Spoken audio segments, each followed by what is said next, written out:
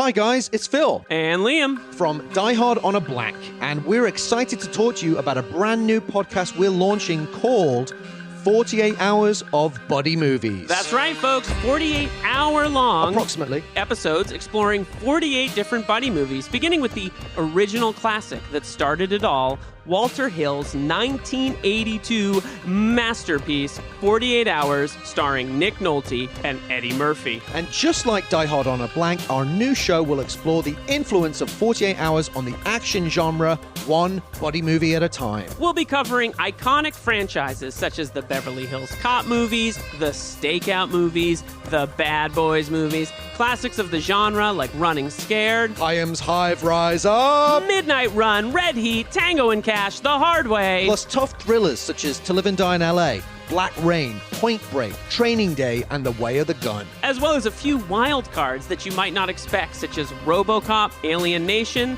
and, of course, Phil's favorite, Harley Davidson and the Marlboro Man. So if you're a fan of two buddies talking buddy movies, then 48 Hours of Buddy Movies is for you. Visit patreon.com/48 Hours of Buddy Movies to subscribe for the price of 1 cup of coffee a month. See you in the squad car. Or walking to the squad car, mildly irritated that we've been paired off. Wherever. That's patreon.com/48 Hours of Buddy Movies to subscribe.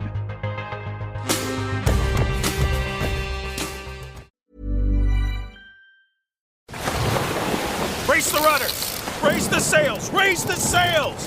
Captain, an unidentified ship is approaching. Over. Roger. Wait, is that an enterprise sales solution? Reach sales professionals, not professional sailors. With LinkedIn ads, you can target the right people by industry, job title, and more. We'll even give you a $100 credit on your next campaign. Get started today at linkedin.com/results. Terms and conditions apply. Ryan Reynolds here from Mint Mobile. I don't know if you knew this, but anyone can get the same premium wireless for $15 a month plan that I've been enjoying. It's not just for celebrities. So do like I did and have one of your assistant's assistants switch you to Mint Mobile today. I'm told it's super easy to do at mintmobile.com/switch. Upfront payment of $45 for 3-month plan, equivalent to $15 per month required. Intro rate first 3 months only, then full price plan options available. Taxes and fees extra. See full terms at mintmobile.com. This cold and flu season, Instacart is here to help deliver all of your sick day essentials. Whether you're in prevention mode and need vitamins, hand sanitizer, and that lemon tea your Nana swears by, or you're in healing mode and need medicine, soup, and a lot more tissues. Simply download the Instacart app and get sick day supplies that reinvigorate or relieve, delivered in as fast as 30 minutes. Plus, enjoy $0 delivery fees on your first 3 orders. Excludes restaurant orders, service fees, and terms apply.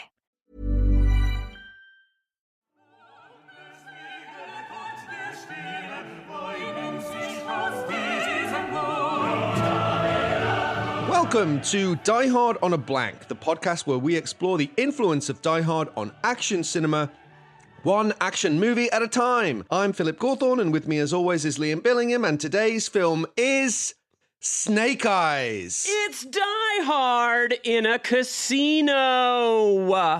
It's also Die Hard in the movie Rashomon. There's a lot of Die Hard innas in this movie, kinda, sorta. And we have, to discuss this movie, the perfect guest. We've been waiting. A long time coming. Exactly. We've been talking about this. It's been in the works for some time. Liam, would you like to introduce our very special guest? Yeah, I would. I would like to start with a very brief anecdote, if I could. Well, first of all, let me just say our guest is Travis Woods, ladies and gentlemen. Travis Woods. Travis, thank you for being here. Hey, hi, everybody. I'm happy to be here. As is the case most of the time, the second someone mentions the name Brian De Palma on a podcast, I am summoned. I am conjured. You magically appear. It's like rubbing a lamp. You're the De Palma genie. So in 2019, I was at an airport at 4 o'clock in the morning. Mm-hmm. And I was a little hungover, having been at a work conference in Chicago. And I was like, I got to listen to something. And I open up my podcast app and I'm like, what's this Increment Vice thing that's on here? So I first heard Travis podcast on that show, which I love, podcast called Increment Vice. So it's And for those of you who don't know, it's a scene-by-scene, we'll say, dissection of Inherent Vice, Paul Thomas Anderson's movie. Scene-by-scene exploration and defense of the much maligned Inherent Vice by Paul Thomas Anderson, excuse me, which I did with my internet husband, Blake Howard of One Heat Minute Productions. Man, that guy has so many internet husbands. He needs to chill out with his on us. internet He's a real husbands. tomcat. He really but look, that's one of the only things that you're known for, because you're also a writer and obsessive who lives and writes in Los Angeles. He's a contributing editor for Bright Wall Dark Room, where he regularly writes about film. He has also written for the LA Times, Fangoria, Southwest Review, Quentin Tarantino's New Beverly Cinema blog, and more. He also provides commentary track and booklet essays for such home video labels as Shout Factory, Vinegar Syndrome, Radiance Films, Fun City Editions, and Imprint Films. His favorite filmmaker is Brian De Palma, about whom he has recently written a book. So Travis, welcome to the show. Oh, well, bless your hearts. Thank you for having me. Thank you for conjuring me again out of the ether. I ceased to. We said Brian De Palma at 1 in the morning. I ceased to exist when he's not being discussed on a podcast. So tell us about can you tell us a little bit about the De Palma book, just to kind of put this in a little context? So it is a career-spanning exploration of his incredible, nuanced, far deeper than anyone gives him credit for filmography. It is an exploration of the themes that riddle throughout, that marble throughout, like vanilla fudge. And I say that because I'm hungry, because you guys are doing this early and I haven't had breakfast yet. But that marble throughout his work, like a little vanilla fudge, a little ribbon. These things, I think that he is our most. Frankly, I think he is the best filmmaker of his generation, which includes Martin Scorsese, Francis Ford Coppola, Steven Spielberg, Paul Schrader, and more. I think he is the best. I think he is the one who most understands the possibilities of cinema and the power and the problem of the image. And I think that when he is given a fair shake and when he is given the fullest access to cinematic resources, he does things that no one else can do. And before anyone argues with anything I just said, I don't think there is a single thing that Steven Spielberg has ever done that De Palma could not do. But I think there are many things that De Palma has done that Steven Spielberg never could. And this is not meant to beat up on our pal Steve. It's just to say that I think there are things. I don't think that there is anything being done in cinema that De Palma cannot do, but I think that there are several things that De Palma does that no one else could do. And I don't think he gets credit for that. And I also think that if you look at the span of his career from the late 1960s up until now, it becomes this travelogue of cinematic violence, eroticism, simulacra, artificiality, and exploration of cinema itself. His entire career is a career-long exploration of cinema itself and what cinema means and what cinema is capable of. And he's the best to have ever done it. And I love him for it. And the book is a look at that film by film. Each chapter is a film. In it, the major through line throughout all of that is essentially his relationship with the Hollywood industry and how that determined the tone of each of his films. And I think it's going to come up a lot today. He is someone who's always willing to play ball with it. Well, he used to be until they burned him. De Palma was always someone, for as much as a rigorously driven and individualist artist that he is, he was always willing to play ball and do a one for them if it meant he could make one for him.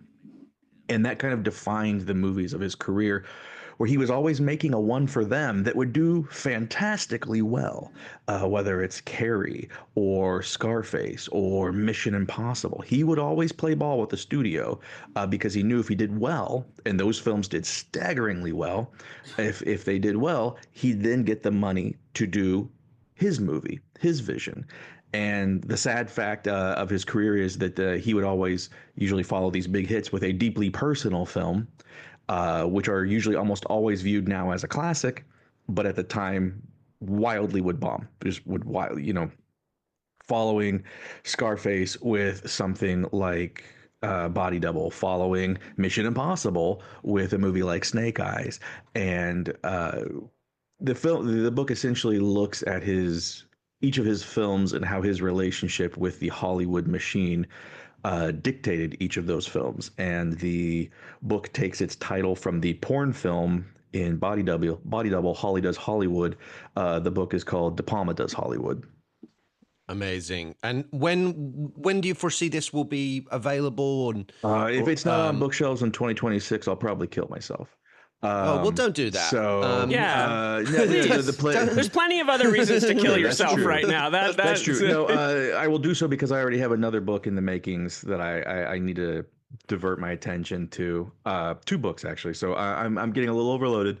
But no, the plan and the hope would be that this book would be in your hot little hands sometime next year.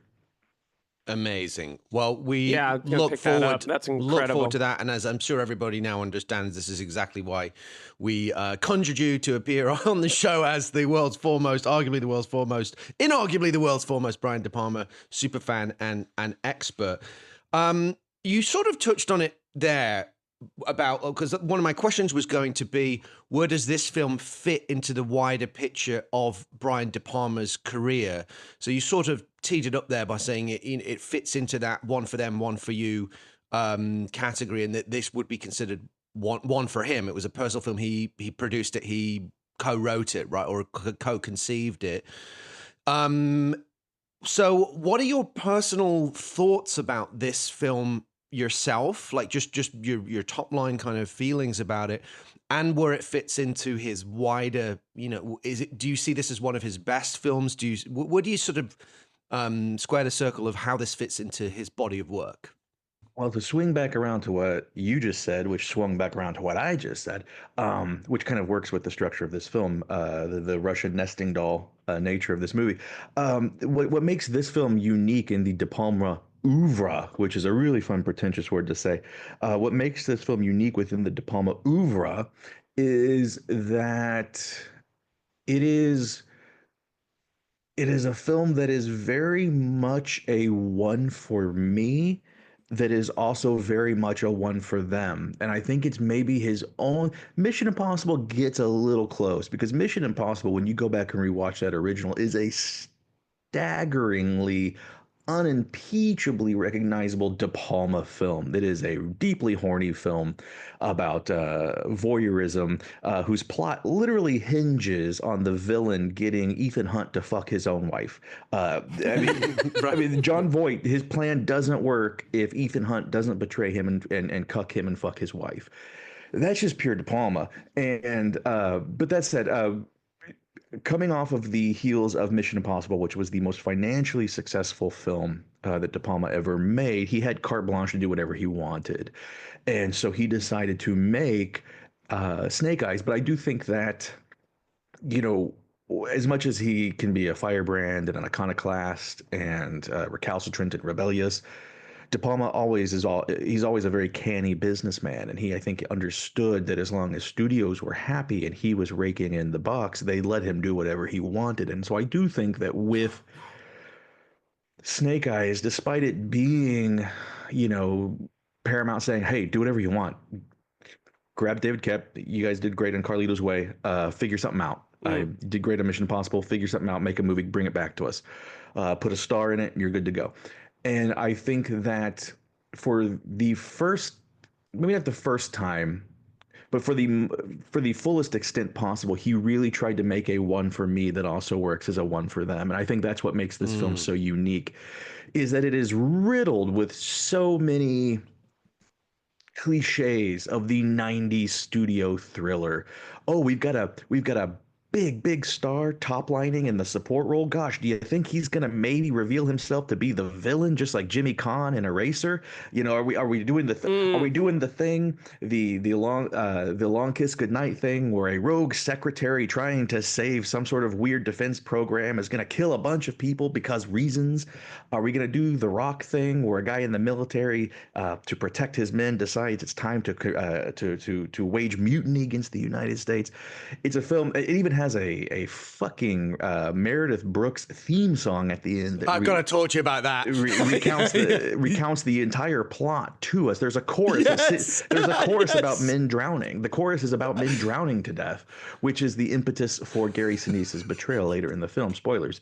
And so this is bizarrely a film that, for as much as it is a pure Brian De Palma film that is so deeply entrenched in his myriad of obsessions, from voyeurism to political assassination to the storytelling nature of conspiracy, it is also a film that does try to make a number of concessions to audiences, to studios, to put in the things that he knew would get asses in seats in theaters in 1998. That is what I think, to me, makes Snake Eyes so unusual. It is a collection of the normal thematic preoccupations that De Palma follows throughout all of his art, but then he arc welds that to a studio film chassis. And I think that is both fascinating and amazing and interesting. And again, it makes the film also work as a piece of film criticism of the film tropes of the day. But it also does mean it succumbs to some of the film tropes of the day and carries some of their sogginess in a way that in an out and out, I'm going to make a blockbuster type movie like Mission Impossible doesn't suffer from.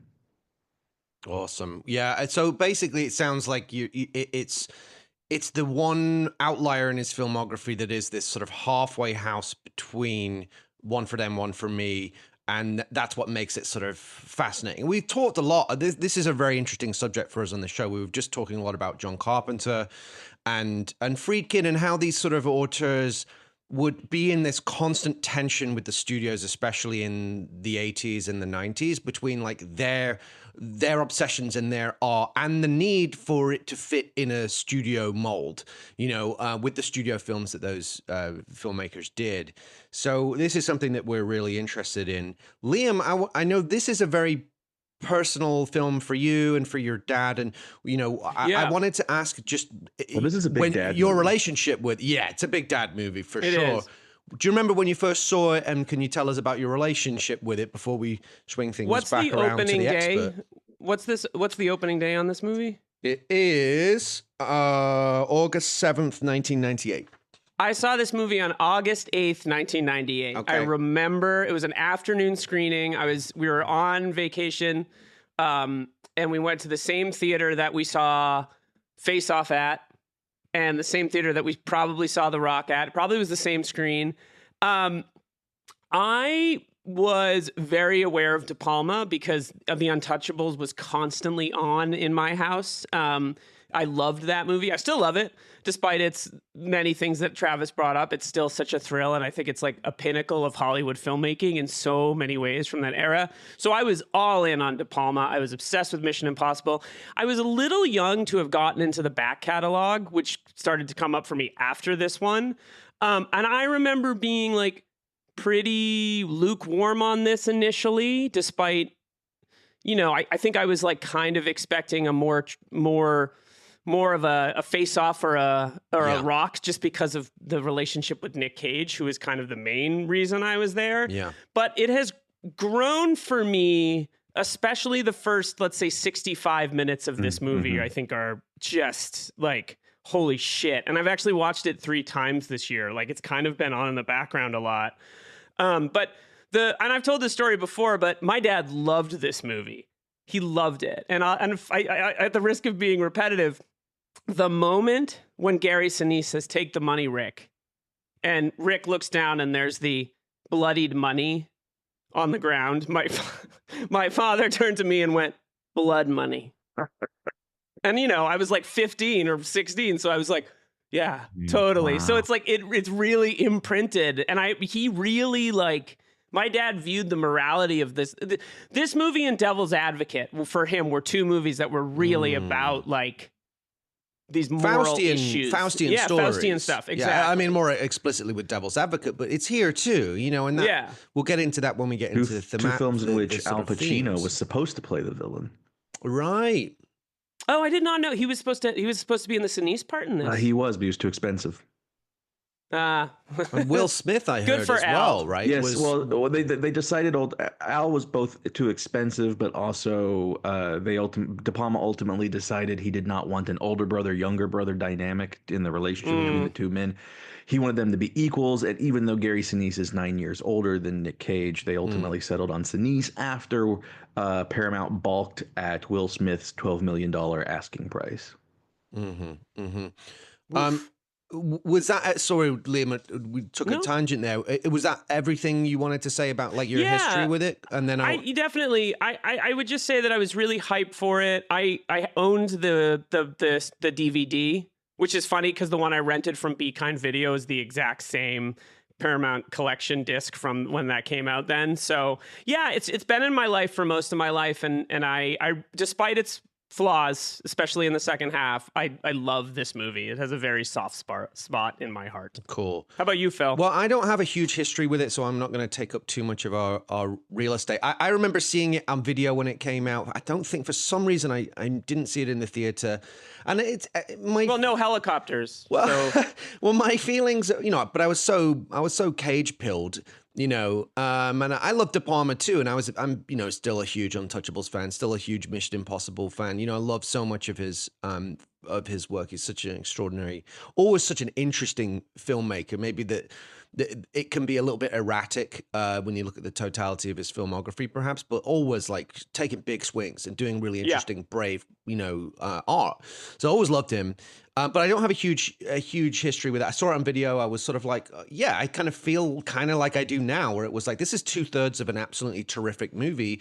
And then, I have problems with the last act that we're gonna unpick. But Travis, do you remember and then we'll move on to our next section, but do you remember when you first saw the movie and how you felt about it at the time? Yeah, I saw this on August 7th, 1998, August 8th, 1998, and August 9th, 1988. Okay.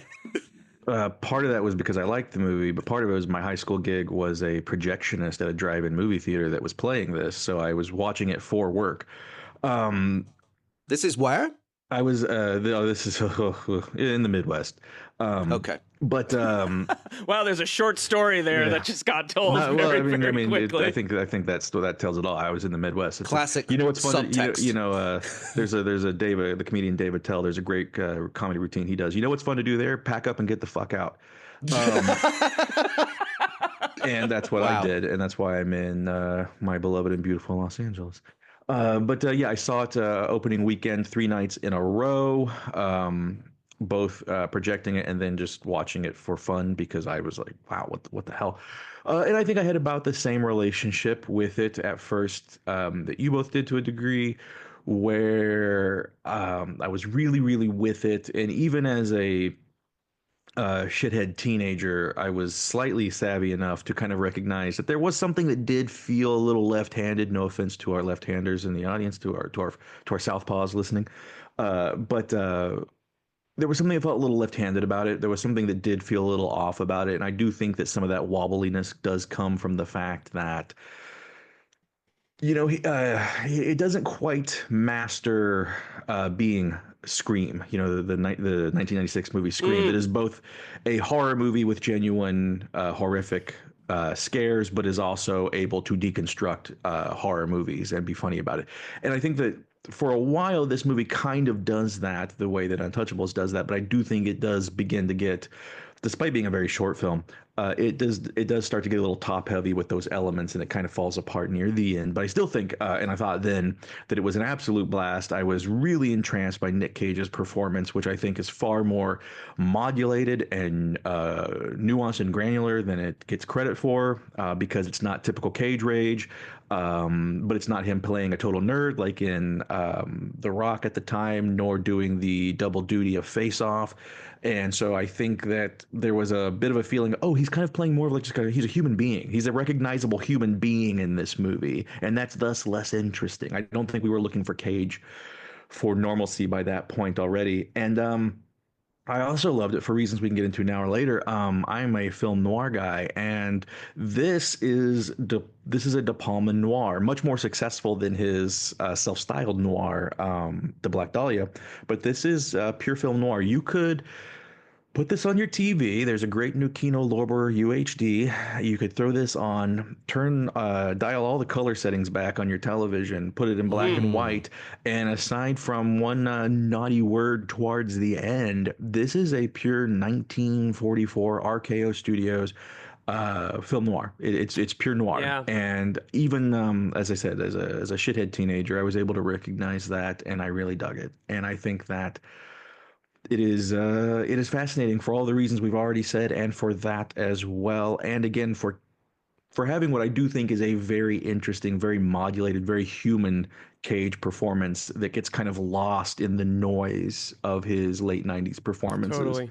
And so, yeah, I really dug it. I don't think it is an out and out masterpiece, but I do think it is one of the most extraordinarily interesting films to think about, watch, and talk about after in the De Palma filmography.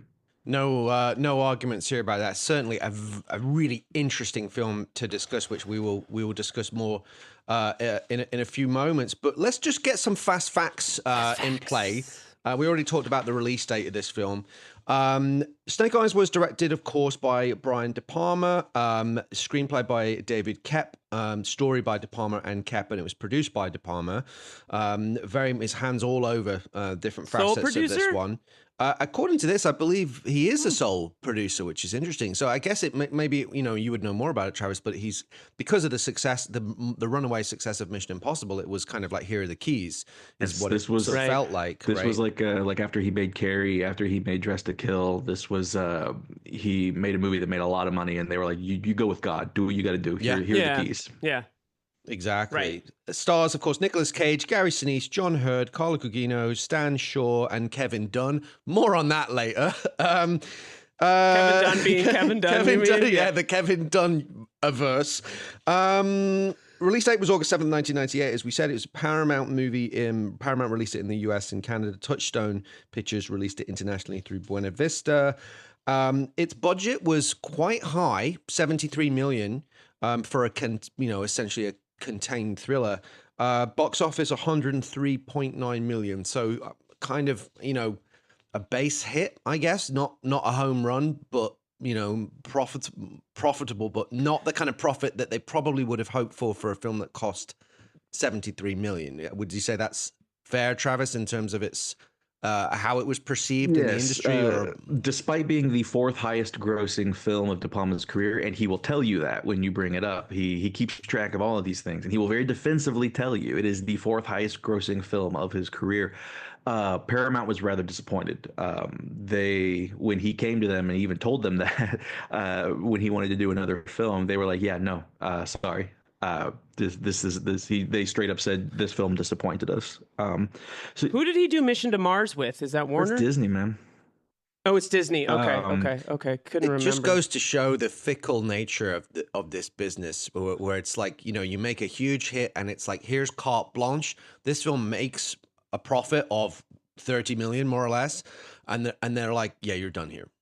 Just how quickly your fate can change, and how at the end of the day it's all about the books, which is a big part. Not to be a whore, but that's a big part of the book, is just how the reaction both from audiences and studios, the reaction to each of his movies determined what he would make next. And the tepid reaction to this film, I think De Palma was kind of chasing that Mission Impossible high, both with this film and when he accepted Mission to Mars after Gore Verbinski quit.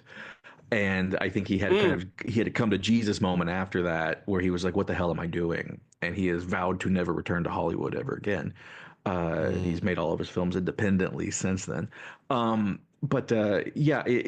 think it was considered a bit of a dud. And I do think that in that kind of weird osmosis that happens in pop culture, where the way that people just write off Ishtar as a bad movie, even though it's a very good, very funny Elaine May movie, we somehow there's this osmosis where we just all assume a movie is bad if it doesn't do well. And I think that Snake Eyes became a minor version of that, where people just was like, oh, well, that's the, if they're savvy at all enough to know, oh, that's the post Mission Impossible dud that De Palma did when he finally got keys to the kingdom.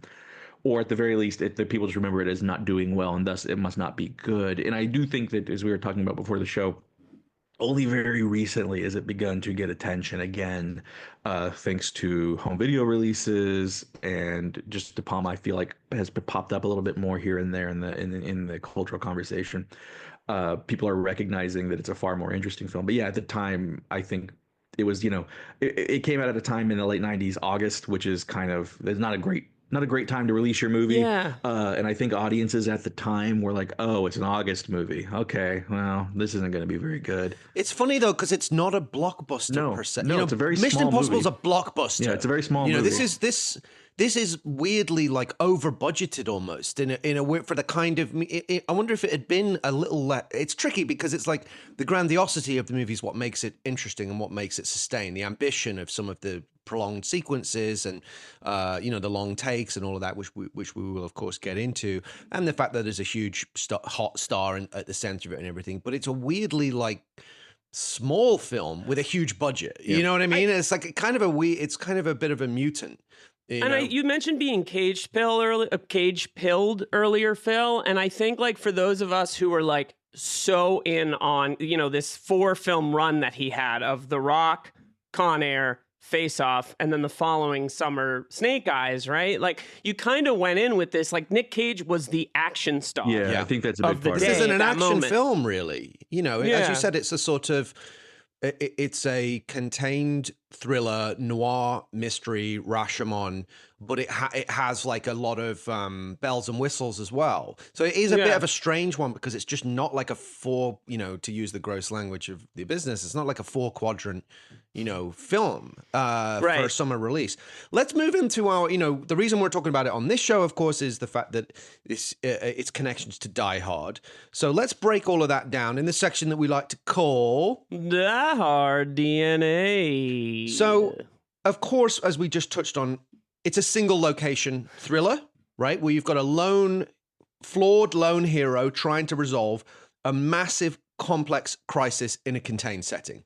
Okay, so that's an immediate parallel between the two movies. The fact that events unfold over the course of one night, almost in real time, not to the nick of time level of but pretty close specificity, but more or less. Lead characters are both wisecracking, cynical East Coast detectives with marital problems. That was another one that I caught. And again, another thing is like, even though this is noir, which usually is somewhat subjective, right? Like you typically stay in the perspective of the investigator, the protagonist. In both films, in Die Hard and Snake Eyes, we experience events through multiple perspectives. In Die Hard, you're seeing events through John McClane's eyes, and then you're seeing them through Holly's eyes and Al Powell, and then the terrorists and the police. And similarly, Dick Thornburg, of which this film has its own version. Snake Eyes goes one step further, using the Rashomon-style multi-perspective storytelling to replay events from various perspectives. So we get Santoro's perspective, we get Dunne's perspective, the journalists, the conspirators, et cetera, et cetera. A lot of cat and mouse stuff, between the protagonist and the antagonist in that contained setting. McClane versus Gruber, Santoro versus Dunne. I think particularly the stuff where Dunne is hunting down Julia. It's Julia, right? Mm-hmm. The Carla Gugino character. The fact that the conflict is localized but has global political implications as well, was another one that involve international terrorism and also terrorism being used as a smokescreen for the bad guys' real agenda. Another one I caught was like a bit more specific and weird.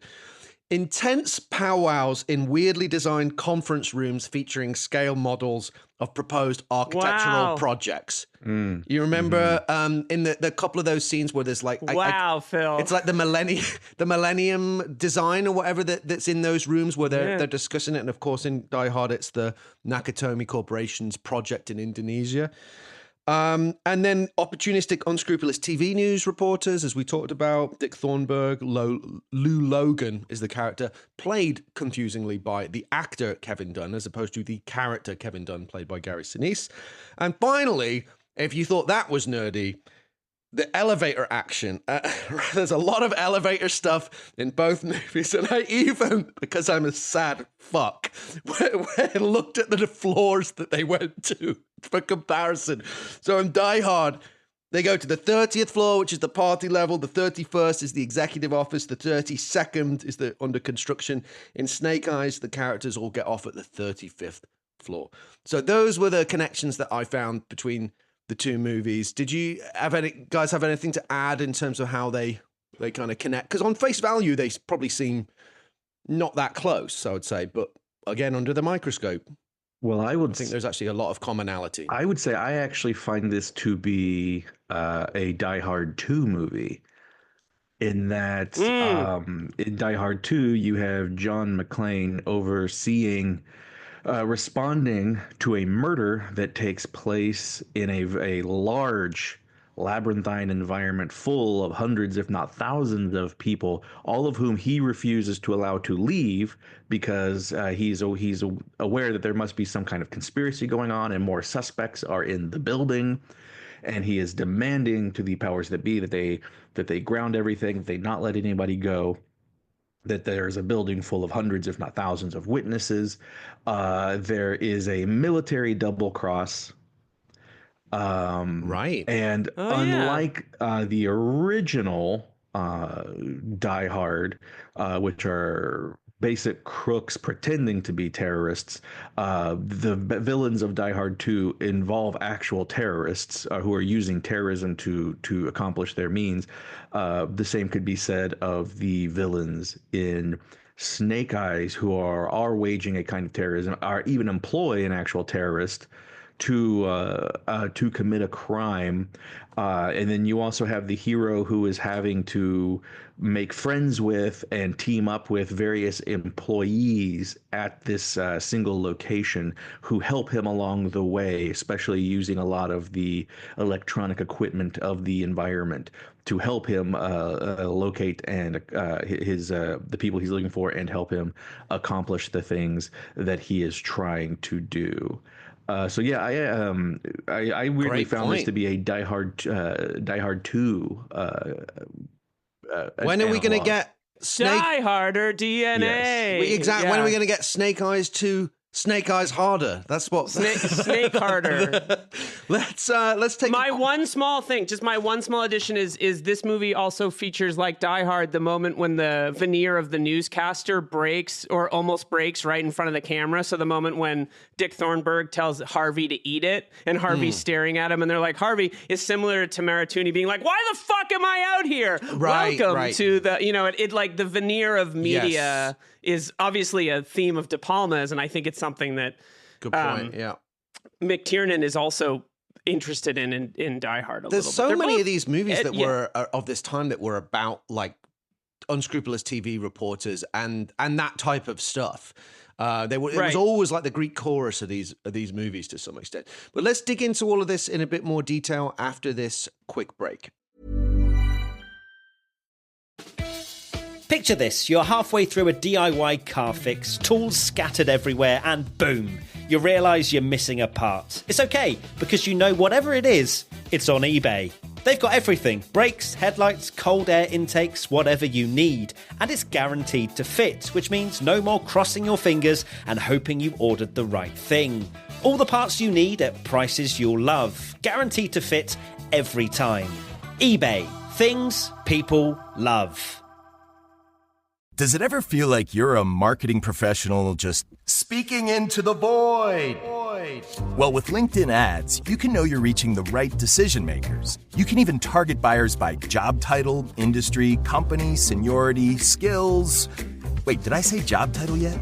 Get started today and see how you can avoid the void and reach the right buyers with LinkedIn ads. We'll even give you a $100 credit on your next campaign. Get started at linkedin.com/results. Terms and conditions apply. And we're back with our next section of the show, Anatomy of an Action Movie, where we explore the tenets. We live in a twilight world. And there are no friends at dusk. Travis Tenet, we're real quick. Mm-hmm. Yay or nay on that? Are you a Tenet guy or no? No. Okay, all right, that's fine. We always like to ask. We just like to have a check-in on that. Sure. So the first Moving on. The first tenet of Anatomy of an Action Movie is the premise. The premise of Snake Eyes is thus.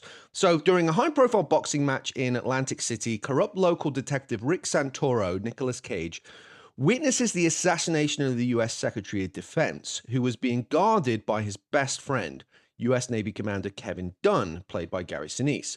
With thousands of people trapped inside the casino and a hurricane on the way, the building becomes a deadly pressure cooker.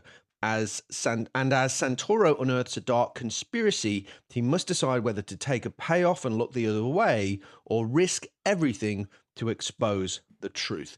And the ticking clock is, can Rick solve the mystery and save the day and his soul before the bad guys eliminate the key witness, defense company whistleblower Julia Costello, played by Carla Gugino, who is trapped inside the building along with everyone else.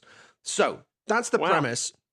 I want to ask you, though, like what we, the question that we like to explore when we look at these films beyond the surface level, Travis, is for you, especially as a De Palma scholar, what is this film about beyond the superficial? What's it exploring thematically? How does that connect to De Palma's obsessions?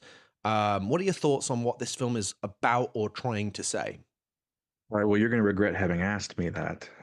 So strap in, boys. Let me just put the runway out for you, my friend. Well, to that, a small point I want to mention. Before the break, you mentioned that moment that the film, before we go on the very famous oneer, the single take, the kind of the defining images of the film, the opening 20-minute quasi single take.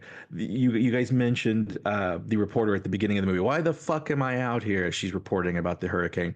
And I just want to say, speaking of thematics, even that moment is so crucial, so important, so deeply one for me, Brian De Palma, in that so many of his films open on an alternate form of media taking place within his filmic media, much like Blowout, the film that this movie very, very, very much mirrors in his filmography.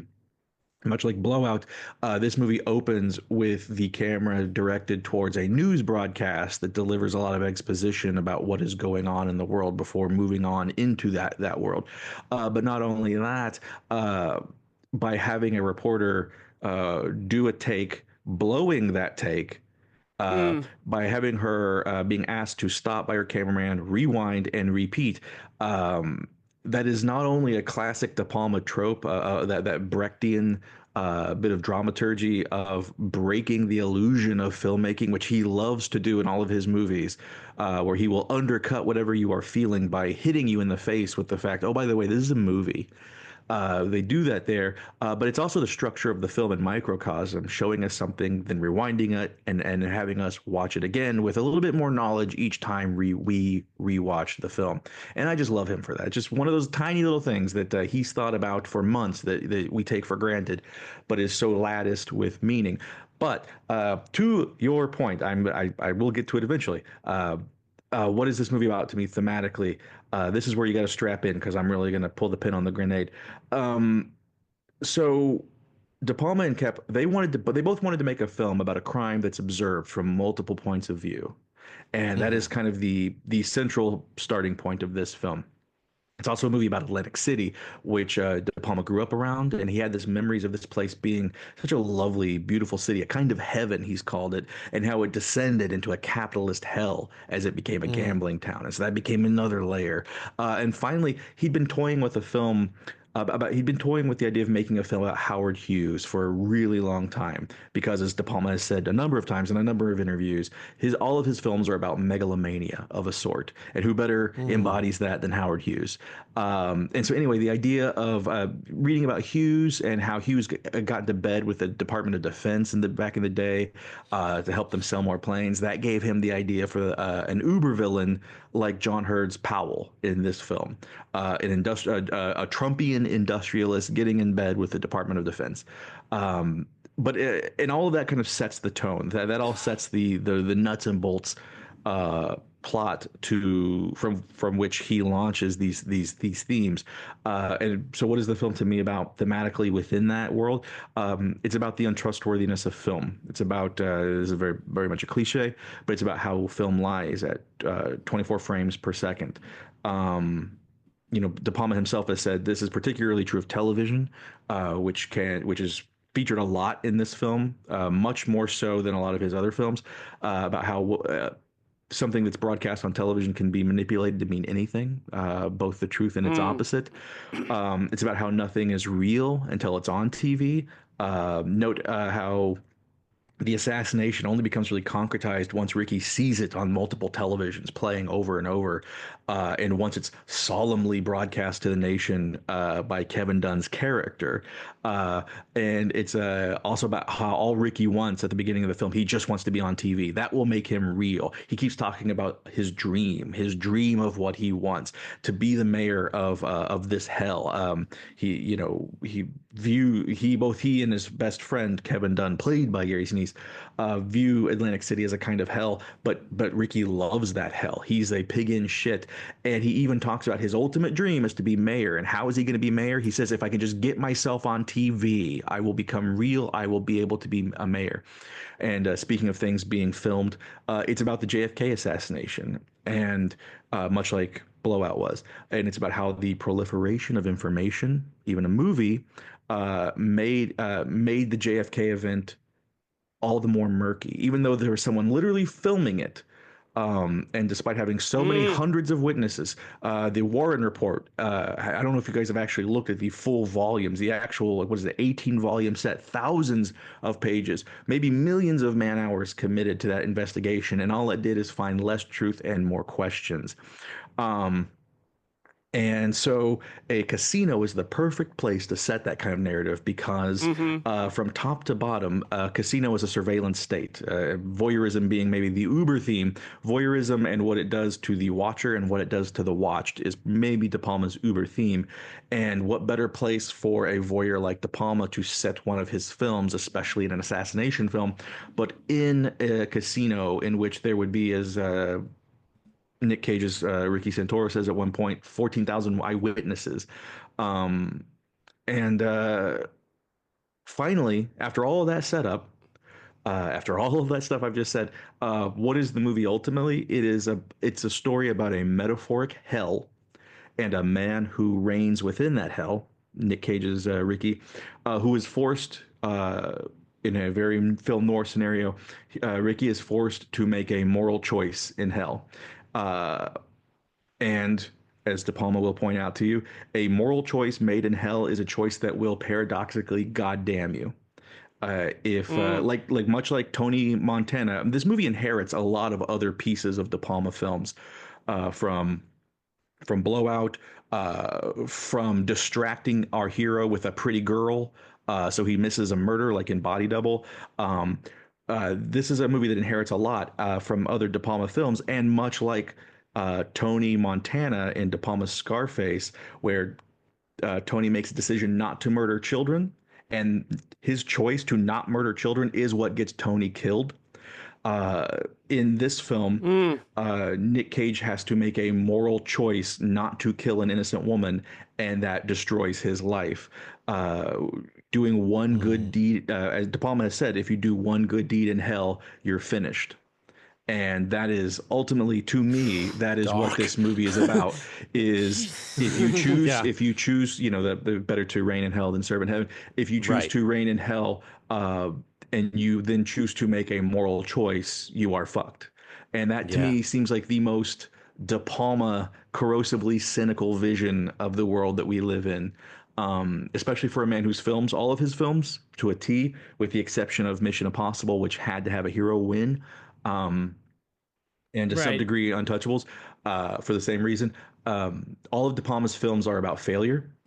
They are about the failure of film and the failure of the men, always men, the failure of men who are either making those films or trapped in those films, and about how usually if they would listen to the woman, they would survive and they would not fail.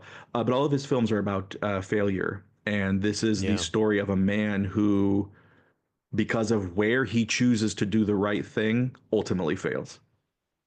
That's an incredible answer, and you know, it really is like going deeper and deeper through the Palma Looking Glass. And you know, I had some initial thoughts about it, but you know, that certainly blew away, took it to the next level. The one thing I just wanted to piggyback on of what you said there was to your point about TV and the importance of TV and how like sort of only TV sort of makes things real. The last line of the film, as I recall, is Nick Cage saying, hey, hell, at least I got to be on TV, which is or a perfect words film to that noir effect. Line. Perfect right? film. That is the last line, as he said, smoking like Bogart with this hangdog face as Atlantic City goes on behind him. But yeah, it's at least hey, at least I got to be on TV. But it's said with this rueful, like, you know, like he's fucked. Like he's going to prison. I got to be on TV, and it destroyed him. Him achieving the thing he wanted. It actually undid everything that he had hoped for. Yeah, he lost everything. He lost all his power, his status, his wife, his girlfriend, probably the respect of his son, his job. The other thing I was going to say, though, that one of the things that struck me beyond all of those incredibly complex and fascinating themes that you just outlined, and the music really brought this out for me. And watching this film, I was like, man, a lot of this film is about shame. You know how in particularly like there's certain the Lincoln Tyler character is very ashamed for a lot of he's ashamed of his the fact that he's throwing the fight. Nicolas Cage is ashamed of him. He even says like, you're going to throw in a bit more to me for shaming the ring. And I think particularly of the scene where I think it's the scene where Lincoln Tyler, the boxer, is played by Stan Shaw, is recounting his version of events and what he how he screwed up the fix, basically. And even the Here Comes the Pain guy is sort of looking at him like, I'm so ashamed of how you have not done what you're supposed to do. And the music really brings that out. So I think it's a lot about that idea, the idea of, you know, all these people are living in, you know, hence the Meredith Brooks song that we'll talk about, you know, the Sin City and the fact that this is this damned world. And that was why there was the original idea of the biblical flood or hurricane that would come and wipe out this sinful, you know, Gomorrah and clean it all up. Right, that was the original idea, which is such a shame. The ending, which we'll obviously get into. I mean, well, why don't we get into it now? Because I think it does connect to the theme.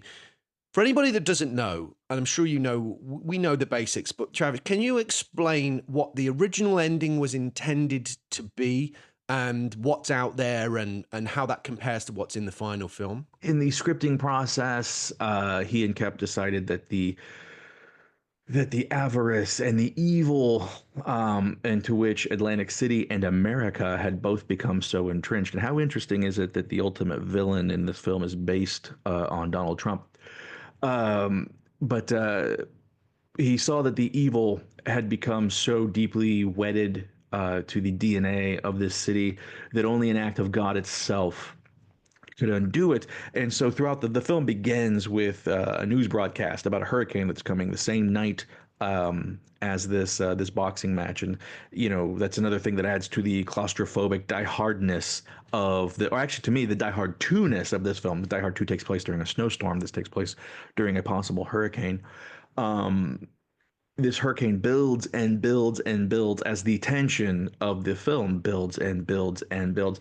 And so, as originally devised, the film was going to end with Nick Cage has hidden Carla Gugino's Julia. He's hidden her in this little storeroom in this arena that's being rebuilt, and he hides her there. His former best friend, now villain, Kevin Dunne, Gary Sinise, follows him as Cage is going to rescue her and get her out of there.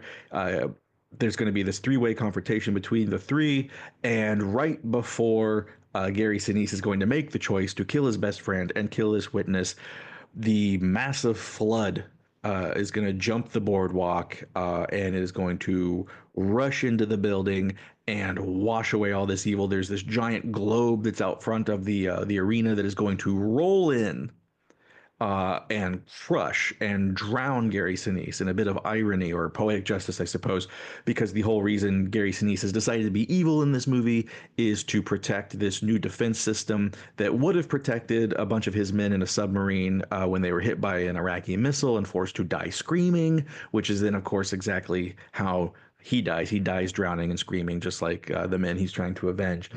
So all of that was done. It was filmed. It did very poorly in test screenings that Paramount held for the film. And it is important to note that De Palma agreed that it did not work. De Palma had a final cut with this movie, and it was his choice to remove that ending. He did not think it worked. So he went back, got more money from Paramount, went back, reshot an ending where they still have that same three-way confrontation, but instead of a door flying open because of an errant gunshot and a wave coming in, an errant gunshot opens the door to the storeroom where she's hidden, this door to the outside, and all of a sudden we get in a film that borrows so much of other elements from De Palma films, whether it's the Tony Montana making a moral choice in hell, whether it's the assassination being unraveled by a morally questionable man in Blowout. The ending, this new ending, borrows so much from Raising Cain, which if you've seen Raising Cain, there's this confrontation at a hotel between three of our main characters, and in slow motion, as they're getting ready to confront each other, all of these elements start folding in. There's a storm, there's a truck with a big spike on the back of it. And you're like, oh gosh, I wonder if that's going to pay off somehow. You have a baby stroller rolling along. You have all of these elements slowly converging to make a capital S set piece. And it's so euphoric to watch because as you're watching, if you're a De Palma fan, you're like, oh my God, he's doing it. He's doing the De Palma set piece thing. Oh my God. Something very similar happens with this movie. Although I will be honest, it happens very, very quickly, so quickly that it's not as easy to savor. Part of what makes it such an enjoyable experience in Raising Cain is he does it almost agonizingly slowly. He's edging you with it in Raising Cain so that when the climax finally comes, not to get overly horny or sexual here, but it is like you're getting off. In this movie, it happens so quickly. It's a bit of a premature ejaculation of an ending. Right. Certainly rushed and disappointing. To keep that metaphor going, and why not? De Palma's movies are typically very sexy and sexually charged. It all happens very quickly, where we have a film crew rolling up at the same time that we have cops rolling up. It all happens in such a way that Julia and Ricky are knocked down out of harm's way, and all of a sudden the cold light of a television camera is aimed directly at our villain he is being seen on TV, live broadcast to the world, holding a gun to a cop and an innocent woman. And once again, as the film begins, it ends with television. And whereas it begins with television creating an illusion in the opening scene, where we see the broadcaster saying, stop, rewind, we got to go back, we got to retake it, showing you how much of her broadcast is an illusion. The second time we see that happen here at the end, the television brings in reality, forcing the rest of the world to see what Gary Sinise is doing. And he decides it's an old movie, we can spoil it by now. He shoots himself. And that's the ending. And that I will be honest, I actually think as disappointing as rushed as I find the actual real ending of the movie, I do actually think it's far more film noir than the original. I'm not one of these people that like every time a new home video version of this movie comes out where I'm like, you better put the alternate ending. Where's the alternate ending? High definition. I want to see it, because I mean, I don't know if you watch other De Palma movies. God reaching down and putting a stop to evil is not exactly. It's not exactly something that's in De Palma's thematic wheelhouse. It's not something that makes a lot of sense from his storytelling perspectives. And I do think that him talking about it in the documentary De Palma that was released about a decade ago. Great documentary. It is, really interesting. but I don't think people knew about this ending switcheroo until he talked about it and they showed scenes from it. And I think in this very kind of, age where even the shittiest 1981 shot for $5 slasher movie has a 5-disc 4K set. There's this, I think film fans were driven by what Don DeLillo called in his novel Running Dog a terrible acquisitiveness. If something exists, we want to have it. In that book, it's about Hitler making a porno in the Führer bunker, and the whole world wants it. In our world, it is, we want the original ending of Snake Eyes. But I got to be honest, I don't think it's that great. I don't think it makes a lot of sense. I don't think it really fits De Palma's vision. And as rushed as the now real ending is, I do think it works better for the film, and I think it is more thematically coherent. But it is, as I said, it's a premature ejaculation of an ending. It's just like we have all this build up, and then that's it. Yeah. So that's really it is both helpful, appropriate and disappointing, which actually kind of feels like very in keeping with De Palma's vision of the world. I wonder if you could explain one thing to me that I was also really confused about with this film, because there's a shot at a part of that sequence which I do find very sort of clumsy and sort of stitched together and frankly kind of logically confusing to me, because I'm like, how do they make the assumption based on the circumstances as we see it that Kevin Dunne, who is in a naval uniform, is absolutely definitely the bad guy and it's case closed? I find that stuff just a bit hard to grasp, and just the convenience of the truck crashing and everything. But one of the things that I was confused about was in the last shot where Cage is on the boardwalk with Carla Gugino and they're sort of musing on what's happened. There's like a billboard for, I guess, the Millennium, which would be the John Hurd character Powell's vision for something, but it's like a giant tubular missile, but it's a building. I'm really confused about that stuff. And I know that, they've said it was sort of inspired by Trump, the idea that there was a industrialist or a real estate magnate or casino guy who was also dipping his hands in the defense department. I find it's all a bit weird. I find it a bit hard to connect those two dots. Can you make sense of all that? Because some of that played into the final sequence with that. It's like a giant missile building thing. I just don't get it. It's just the logo. It's the logo. It's the brand. Is this like missile to the heavens, which is kind of thematically appropriate too. Okay. No, it's just the logo of, and that's why there is a missile logo that kind of gets thrown through the wall at one point that rips open the wall. De Palma's a really rigorously logical guy, and almost everything that anytime you see him or you get to ask him, hey, why did you do this? He has a very, very, it's because it serves this thing later on, and I need that to happen, so X happens. All these times people will ask him things like, Carla Gugino, she's wearing a white dress and she's wearing a platinum wig. That must totally be you doing your Hitchcock thing again, right? That's Marnie, right? That's Vertigo. And he'll look at you and go, no, she's in disguise and has black hair. What's someone with black hair who wants to be in total disguise going to do? They're going to wear the opposite of black hair. So she's wearing blonde hair. He's like, she's in an audience of 14,000 people. I need you to be able to see her. So she's wearing bright white hair, bright white dress. Right. It's just so you can see her. He's like, Hitchcock didn't come into it for me. That shape is just meant to be the logo. It's just the Powell logo of power. Like the brand, not the design. Because I was just confused about, he's building a new casino. And the Millennium is being rebuilt. The plan is to use the money. See, he's investing in this missile defense thing just to make money to rebuild the Millennium. That's his plan. That's his goal.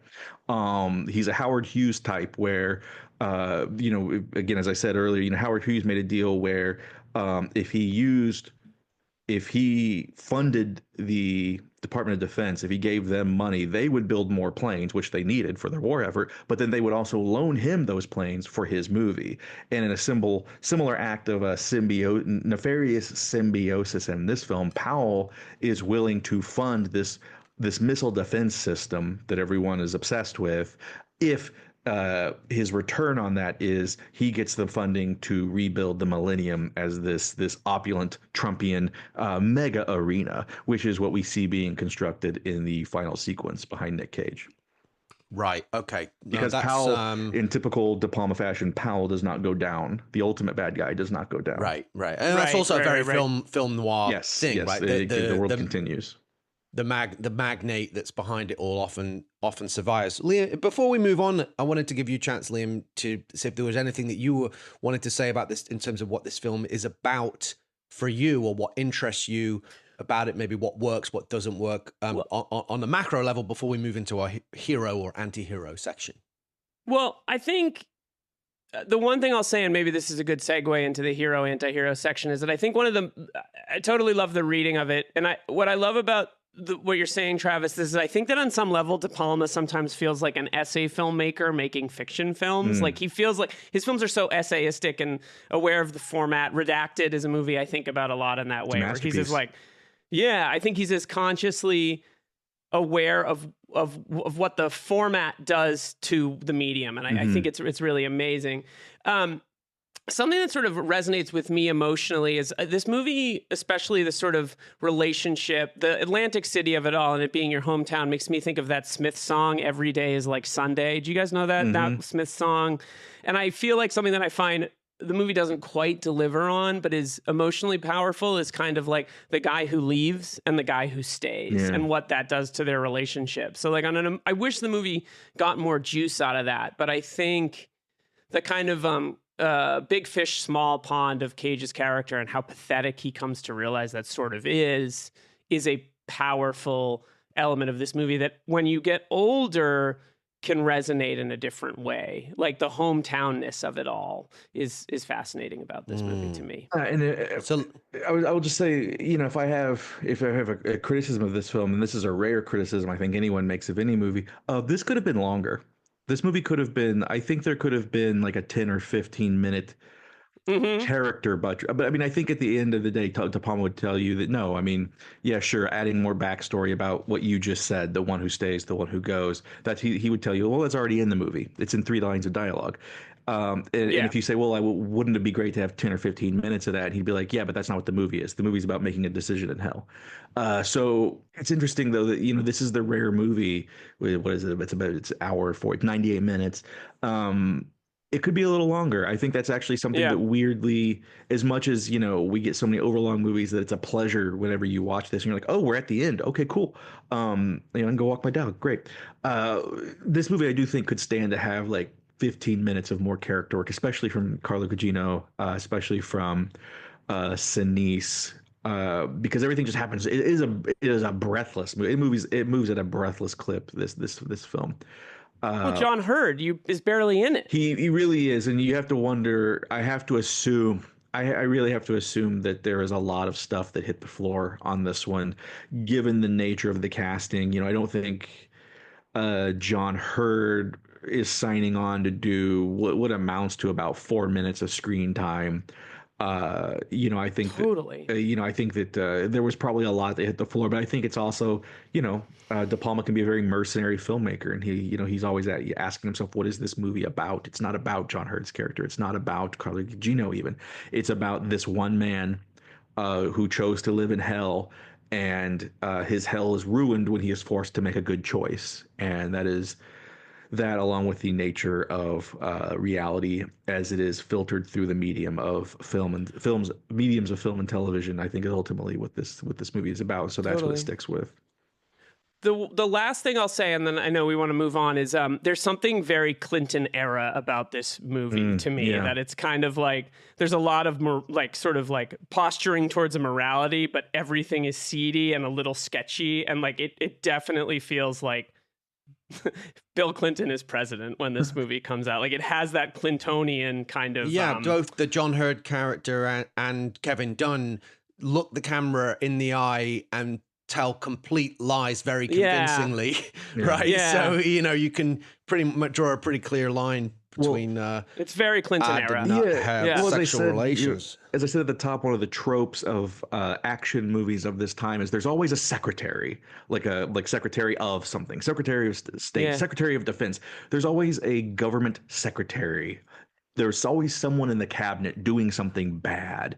It's always and it's almost always like there's this new missile defense thing that we want, and we've got to break a few eggs. We've got to kill a couple 100,000 Americans to convince the rest of the government to pay for this thing. It's and it's in all these movies, it's always why there's like a big name actor inexplicably cast as a low level character. Like I said, it's Jimmy Kahn as the buddy, as the old mentor in Eraser. I don't know why I keep coming back to that totally forgotten Schwarzenegger movie, Eraser. Your luggage. It's pretty good actually. To me, it is the defining movie of that. It's the defining movie of that trope. Because anyone watching that's like, wait, why is James fucking Caan just rolling in for 5 minutes at the top of this thing? Is he that broke? Totally. Are the Godfather residuals that sporadic? Did they dry up? What happened here? And then you realize, oh no, it's because the reveal at the end is he's actually the ultimate villain. That's the funny. thing you have in a lot of these Clinton era films where there's always a secretary of something that's doing something bad, which wouldn't work now because if you had, Jesus Christ, anyone that's currently a secretary of something right now, you kind of you're expecting them to be actively undoing. They're all the fabric of America itself. They're all John Hurt. Yeah, and so they're all John Hurt, and so it's not really surprising. Although that said, in this movie, the Secretary of Defense is actually is actually a good guy, who literally has to be murdered to be stopped. Again, shades of Blowout. But yeah, you're right. It is a very Clinton era film, and also that it is so very concerned with being living in a surveillance state, which again, it's just one of those things. Like now, we just kind of go, yeah, of course we are. Whereas at the time, there was far more anxiety about that fact. Yeah. Well, let's move on and talk about usually we would call this the hero section, but I think it's really the anti-hero. Nicolas Cage as Rick Santoro. What are your thoughts on this performance, on this character? Liam, why don't you start, and then we'll kick it back to Travis. I think for a significant amount of this movie's runtime, particularly let's say like the first 45 minutes, it's like almost in some ways God tier Nicolas Cage. I think he's incredible. We were chatting a little bit about like sometimes it feels like maybe he's overdoing it, but I think that like it's just really fascinating to watch for me. I think he's hilarious. I think he's so thoughtfully done, and I think that like what sets Nick Cage apart, and we've talked about this before on the show, is that he's a risk taker. Like he will go a little too far. He's a little cringe when he's like Lincoln Tyler, Lincoln. It's like it's a chill out, right? Like you're too much. And Sinise does a great job of modulating him, especially before he becomes the villain of the movie. But I think to Cage's credit, the too muchness really works when he's finally confronted with the reality of what's going on. And he has this scene with Carla Gugino where he's like, don't you see what I have to do, lady? I don't want to do this. Like it feels, he's kind of like a petulant child, right? And I think it's a really, again, like different from what he's done in The Rock, different from what he's done in Face Off. It's wholly his own. And like, I think it's an incredible bounce around kind of role, and he's always great to watch. I mean, before I unleash Travis, I just want to throw a couple of thoughts on that, because I think it is cool that this is such a vivid character, and down to his wardrobe.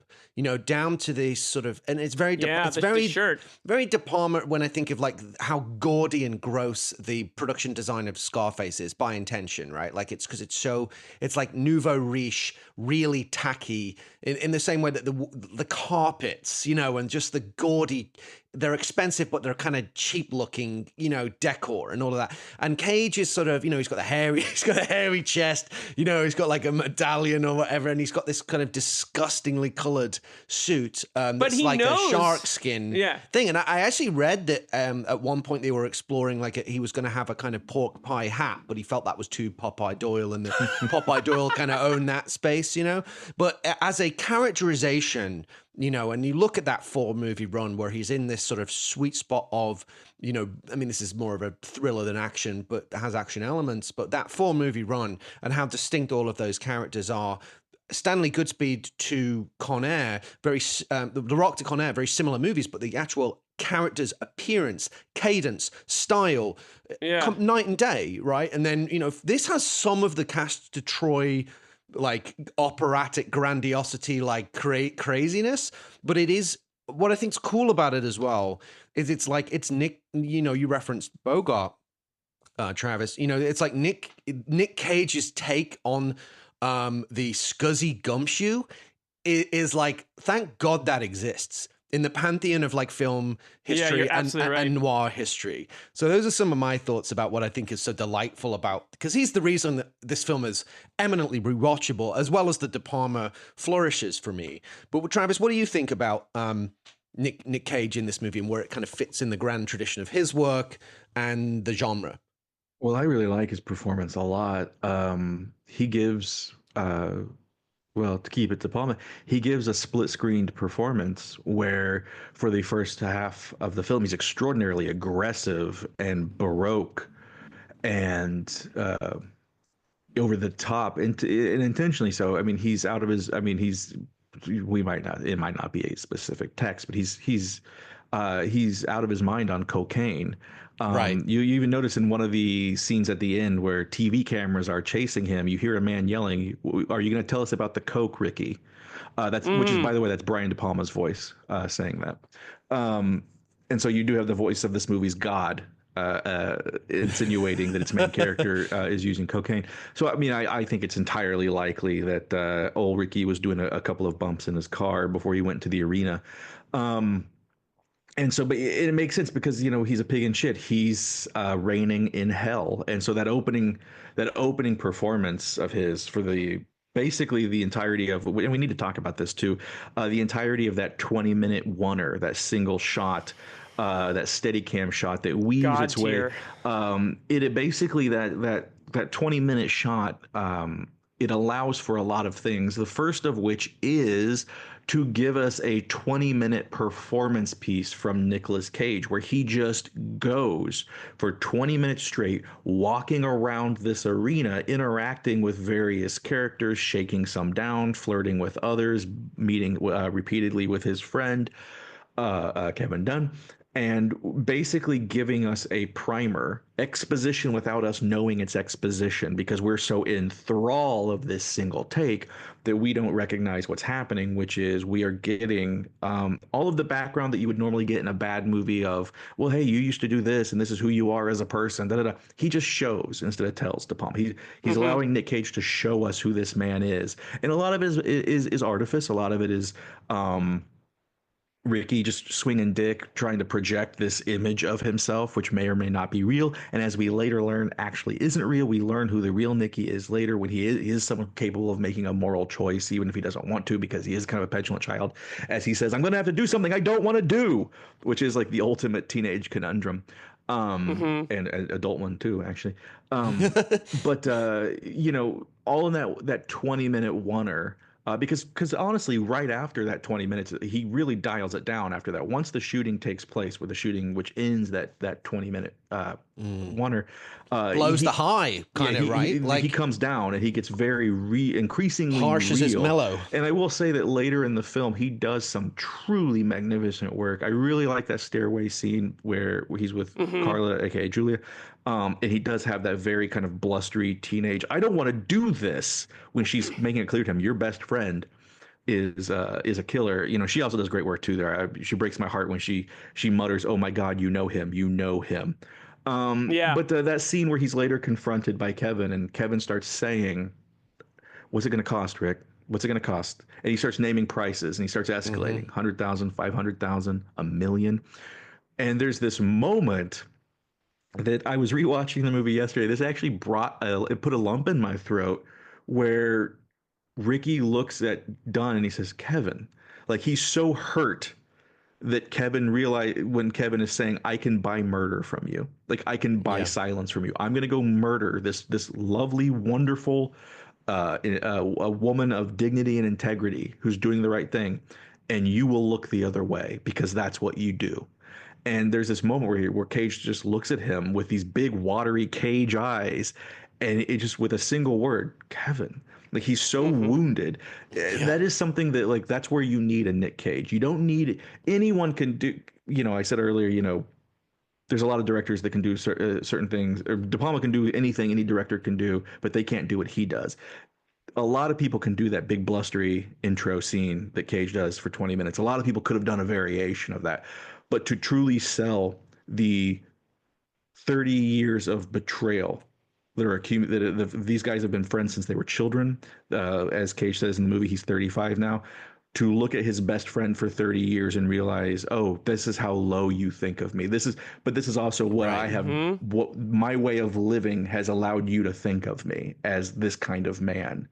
The horror and shame and disgust and sadness that he is able to telegraph Cage by simply saying his friend's name and kind of whimpering. That is why you get a Nick Cage, not for the opening bluster, not for sustaining that 20-minute single take. You get him because he will say his friend's name with such haunting sadness that like it stops the movie cold, purposefully, intentionally so, and it rips your heart out, and then it resumes the movie as he takes a beating. And I just think that that's I think Cage is doing what he always does, which he's giving his all to whatever the material is that he's given.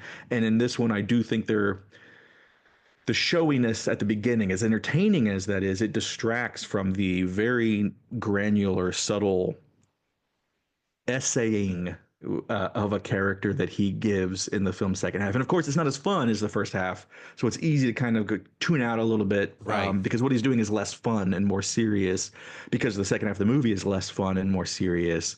But I do think that he is giving just a real knockout performance that is on par and equal to the more pyrotechnic stuff that he is doing in Face Off, where he's playing literally two different human beings sharing a body. He kind of does the same thing here, where he's playing two different extremes of this single character who must also share a body.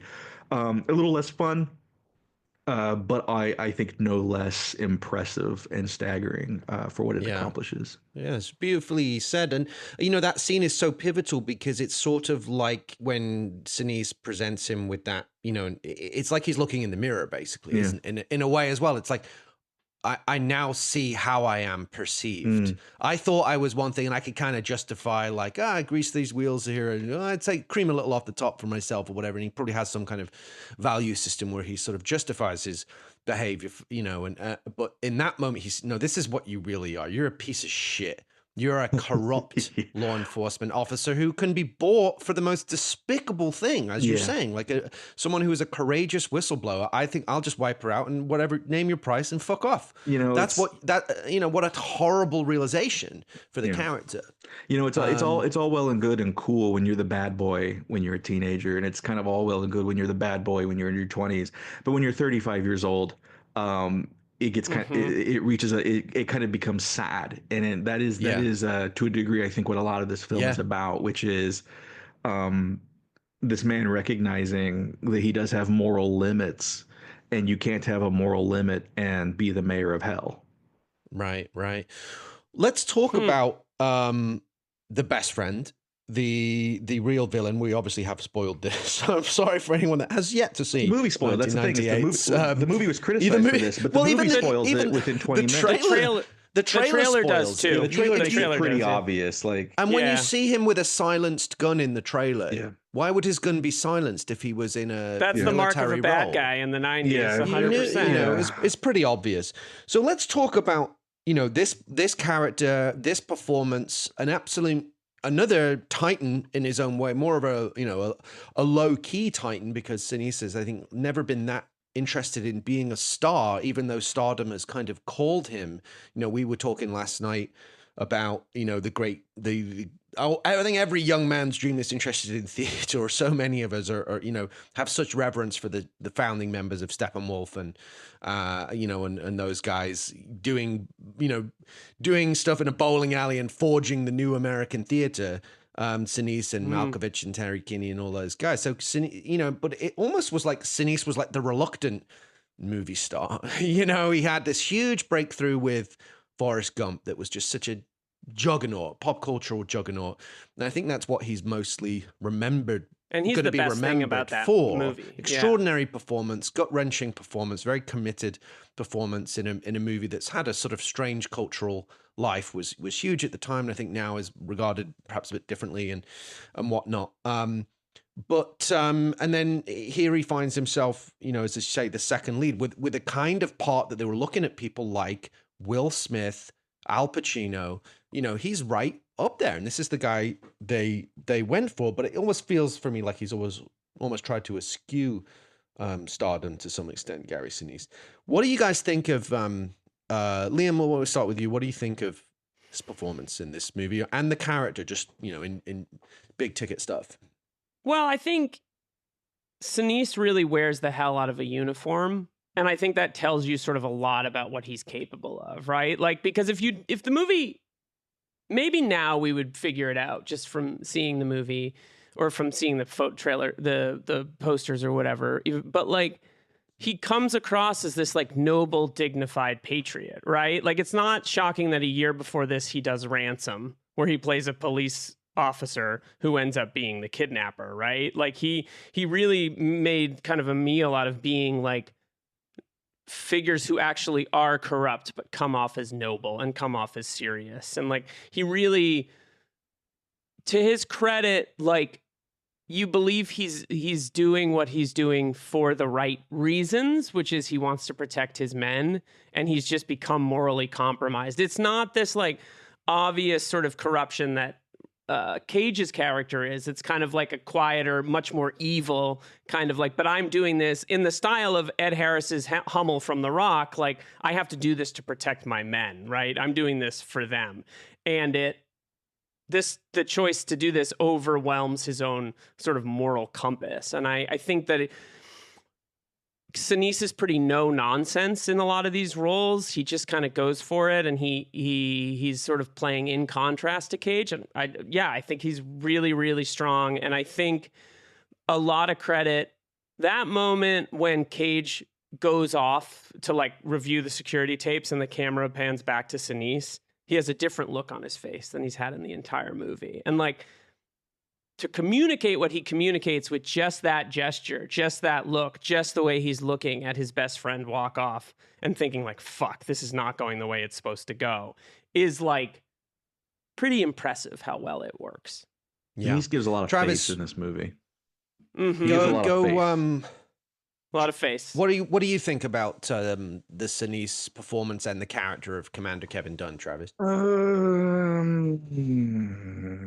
I both really like the idea of the character, and I think that Gary Sinise acquits himself well. I also think that I do think it is part of, in a weird way, what hurts the film a little bit.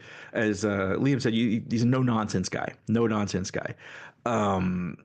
The movie could have afforded a little nonsense, actually, in its second half. And part of the problem is that De Palma can be such a rigorously logical man that he's created this character that has a very real reason, even more so than Ed Harris in The Rock, where when you kind of look at his reasons in that movie, it's like, oh, so it's still kind of just about money, right? Like, you're just getting guys money. So it's still kind of a heist. And it's still a little over-the-top macho nonsense, which is fun.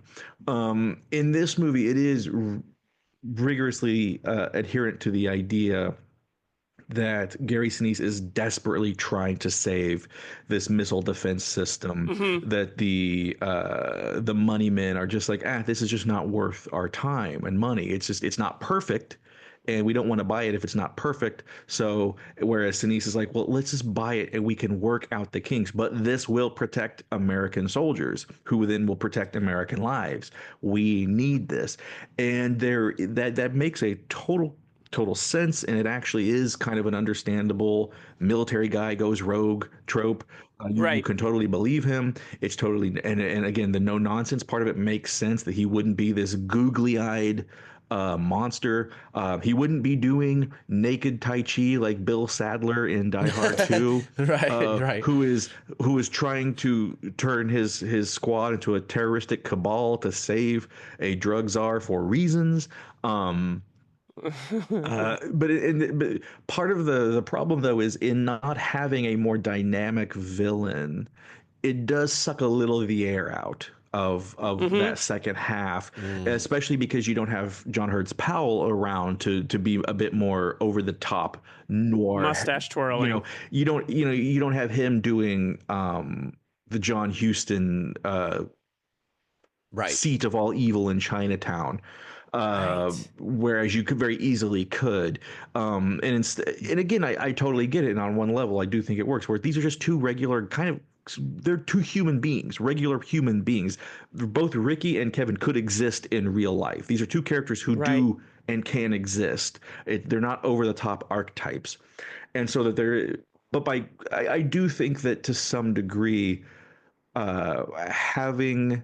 I kind of wish, in the movie in my head of Snake Eyes that exists, the fantasy version, the way a lot of people do wish, I wish we had that original ending, which I get. That's cool.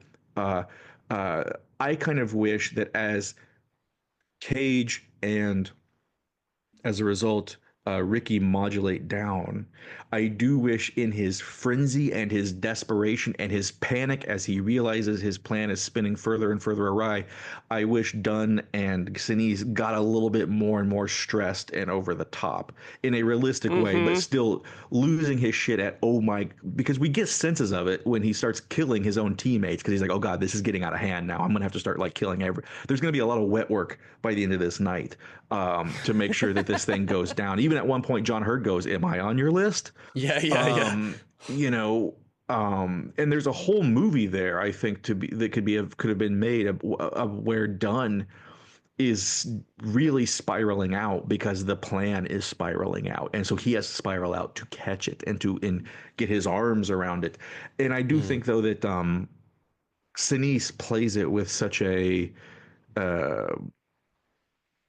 gritty subtlety, and he so underplays it that it's right for the character, and I get it, and I can respect it on a intellectual level. In my gut, I do kind of wish he was a little more googly-eyed. I do wish there was a little more nonsense to his performance. I wish he went a little bit more Lithgow and Blowout. I wish he went a little bit more Lithgow. It does make you wonder in some way, and this is he miscast?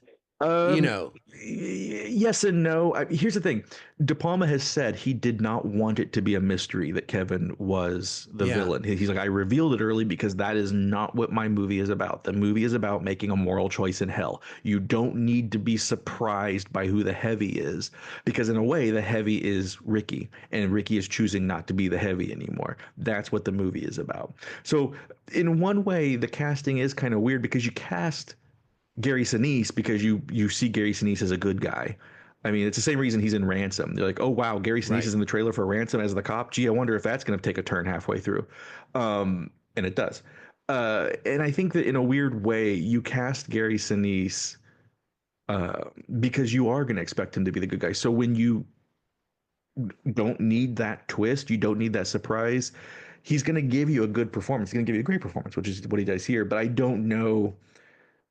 I do think that there are other characters who could have gone a little bigger and a little weirder. Hell, it may be the reason he didn't is because he kind of already did that in the movie Ransom, where he does get kind of feral and he does get kind of out of control. Right. He's amazing. At one point, the same kind of thing happens where his plot spirals out of control in Ransom. He ends up, what is it? Lily Taylor plays his girlfriend. He turns on his own. Yeah, he turns on Lily Taylor. My God, she's in The Addiction. Cohorts. She's so good. And perhaps that it is weird that he kind of did two roles in a row that are like that. Perhaps that's why he kind of plays it a little differently also. And I don't want to psychoanalyze. I don't really want to take a ton of his personal life, but I do know that Sinise is very protective of the American military, and I wonder if, he was like, I will do this, but I'm going to make him a human being. I'm going to make him a real guy that's trying to do things for really good reasons, and he just goes he goes astray, which is also kind of interesting. He's a counterbalance to Ricky. Ricky is a man who lives in hell and makes a good choice, and it undoes him. You could argue that as an ostensible, in quotes, for a long time, good guy, Kevin Dunne lives in heaven and he makes a horrible choice and it destroys him as well. But at the same time, I do kind of wish he'd gone a little googly-eyed towards the end. I would have. I get what you mean. And the great version of that is probably Ed Harris in The Rock, where as his plan like spirals out of, because he is so sort of like disciplinarian, really powerful Marine general, who also has combat experience, commands immediate respect from his men. And then as things like spiral out of control at the end of The Rock, you start to see, we talked about on our episode, how he goes from being General Francis X. Hummel to Frank, a guy in a uniform, in a fucked up situation, losing control. And it's amazing. It's extraordinary work. So, but that all really, really tracks. And I love Gary Sinise. I think he's absolutely fantastic. I watch him in anything. He's terrific. And I do really enjoy the sort of, I get what you're saying about like big picture. It would be interesting to almost do that sort of face-off type thing where the balance of the movies, the acting grandiosity shifts as the narrative unfolds, but it doesn't quite happen. And I think that's partly where the film slows down and becomes a little bit less interesting because it becomes a bit more serious. Let's talk about this film on the action level. It's not really an action movie per se, but it does feel like an action movie somehow because it's taking these big swings. I know we sort of touched on it, but I feel we have to talk about, the bravura opening shot. It almost is like an action set piece, right? It's not a shootout. It's not a car chase. It's not helicopters crashing. But it is kind of the money shot, it really is like and one of the main reasons why I think this film is remembered. What can you tell us about that sequence? And is that De Palma has these really extravagant, it's part of his signature, right? Like some of those, some of these long shots. And of course this one was or set hidden pieces. Cuts. Yeah. Set pieces. There's amazing ones in Untouchables, amazing ones in Scarface. I think of the hotel sequence with the chainsaw where the camera moves down to Manny in the car and then back up, and we're seeing those things Carlito's unfold. train station, exactly. Untouchables, Odessa Steps, and a lot of stuff like that in Mission Impossible too. Langley, sorry, I'm just gonna list them all. Yeah. Where does this sort of one fit for you, Travis? Like in the wider category of like De Palma's most flamboyant technical accomplishments. First off, I love the 20-minute oneer in this because it is so, for lack of a better term, it is De Palma-esque. It is pure De Palma. And what makes it so interesting is that, as I said before, you can look at something in a De Palma movie and it's like, oh, this must be a reference to this, or it must be this big symbology of that. And what I love about De Palma is, no, he's a very rigorous nuts and bolts 1 + 1 = 2 science student. He was going to be a scientist before he saw Vertigo and it changed his life and he wanted to be a filmmaker. And so so fucking cool. That very brava 20-minute oneer is meant to do a lot of things, all of which are very nuts and bolts. One of the things that De Palma talks about in action movies, he wildly dislikes modern action films. He really dislikes them. And he says one of the reasons he hates them is because most directors aren't directors the way he is a director. And he's able to say that because he's the greatest we have. Most directors, and I agree with him, most directors are basically, they're traffic cops. They're just directing traffic. They're moving traffic along. They're getting their shots. They're making their days. They're getting coverage. De Palma is shooting scenes and set pieces and making movies. And one of the things he hates about action movies, he's like, I can never tell what's going on. The eye lines never match. And he's like, you'll have a you'll have a big fight in the middle of a goddamn airport or something, but you haven't gone through the airport. So the audience doesn't know where everything is. We're discovering in real time, even though all the characters are in that room so they can see everything. We're only seeing from these little quick shots here and there. Oh, John McClane dives behind a box here. Okay, I guess there is a box there because he just dove behind it. I didn't know it was there 2 seconds ago. It's a surprise to me, but okay. And you just go with it, but it can be very jarring. And it can be very confusing.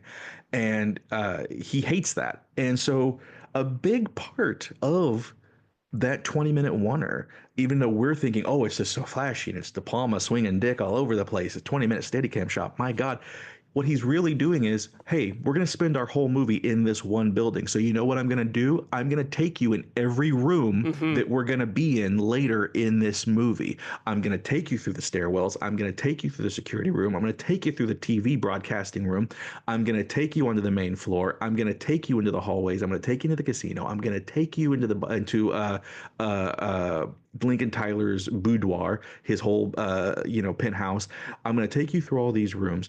I'm going to take you underneath. I'm going to take you I'm going to take you outside, and we're going to go in. I'm going to take you everywhere there is to go in this movie, so you have a layout, even if it's subconsciously. We're going to just do one shot through all of that, following our main character, so you know where everything is.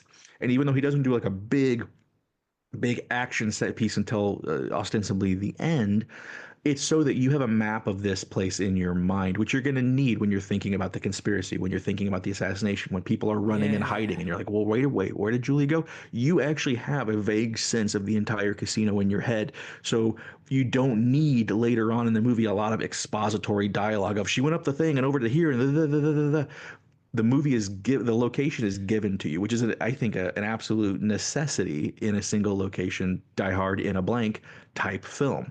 And so that oneer does that. It also allows, as I said earlier, it basically lets Cage just give you an entire essay on this character. This is who I'm playing. This is the guy. You're gonna watch him interact with people below him and above him in the power structure, and how he treats them, how he treats women, how he treats people who owe him money, how he treats people he wants to give money, how he treats his wife, how he treats his mistress Monique, all of these things. And so in another typical De Palma fashion, he hates exposition. So he's like, how do I give you exposition in a way that's interesting that you won't realize I'm doing it? I'm going to dazzle you with a 20-minute take. And while we're again going, oh my God, De Palma's being De Palma, this is so cool, he's actually just giving you all of the stuff that usually is very ham-fistedly inserted into a movie where people are like, hey, you remember that thing that we both know about, but I'm going to remind you of anyway, just so that we know what's going on in the movie. It doesn't have to happen that way, because and even when it kind of does, like when Dunne and Ricky catch up, like, hey, you were usually under the boardwalk with some broad while I was having to do this and that. We're not paying attention to that bullshit because we're absorbing it subconsciously, but we're still in thrall of this pure cinema oneer. And then the last thing I'll just say about what makes that so amazing, that single take, is it's not a single take. It is 4 takes stitched together to make a 20-minute illusion of a single take. The longest stretch of it that goes unbroken is about 12 minutes in the middle, or excuse me, towards the end. There is an unbroken 12-minute sequence, and then before that, there is 8 minutes with 3 cuts throughout it that are hidden in whip pans and cuts around when the camera cuts around a stairwell.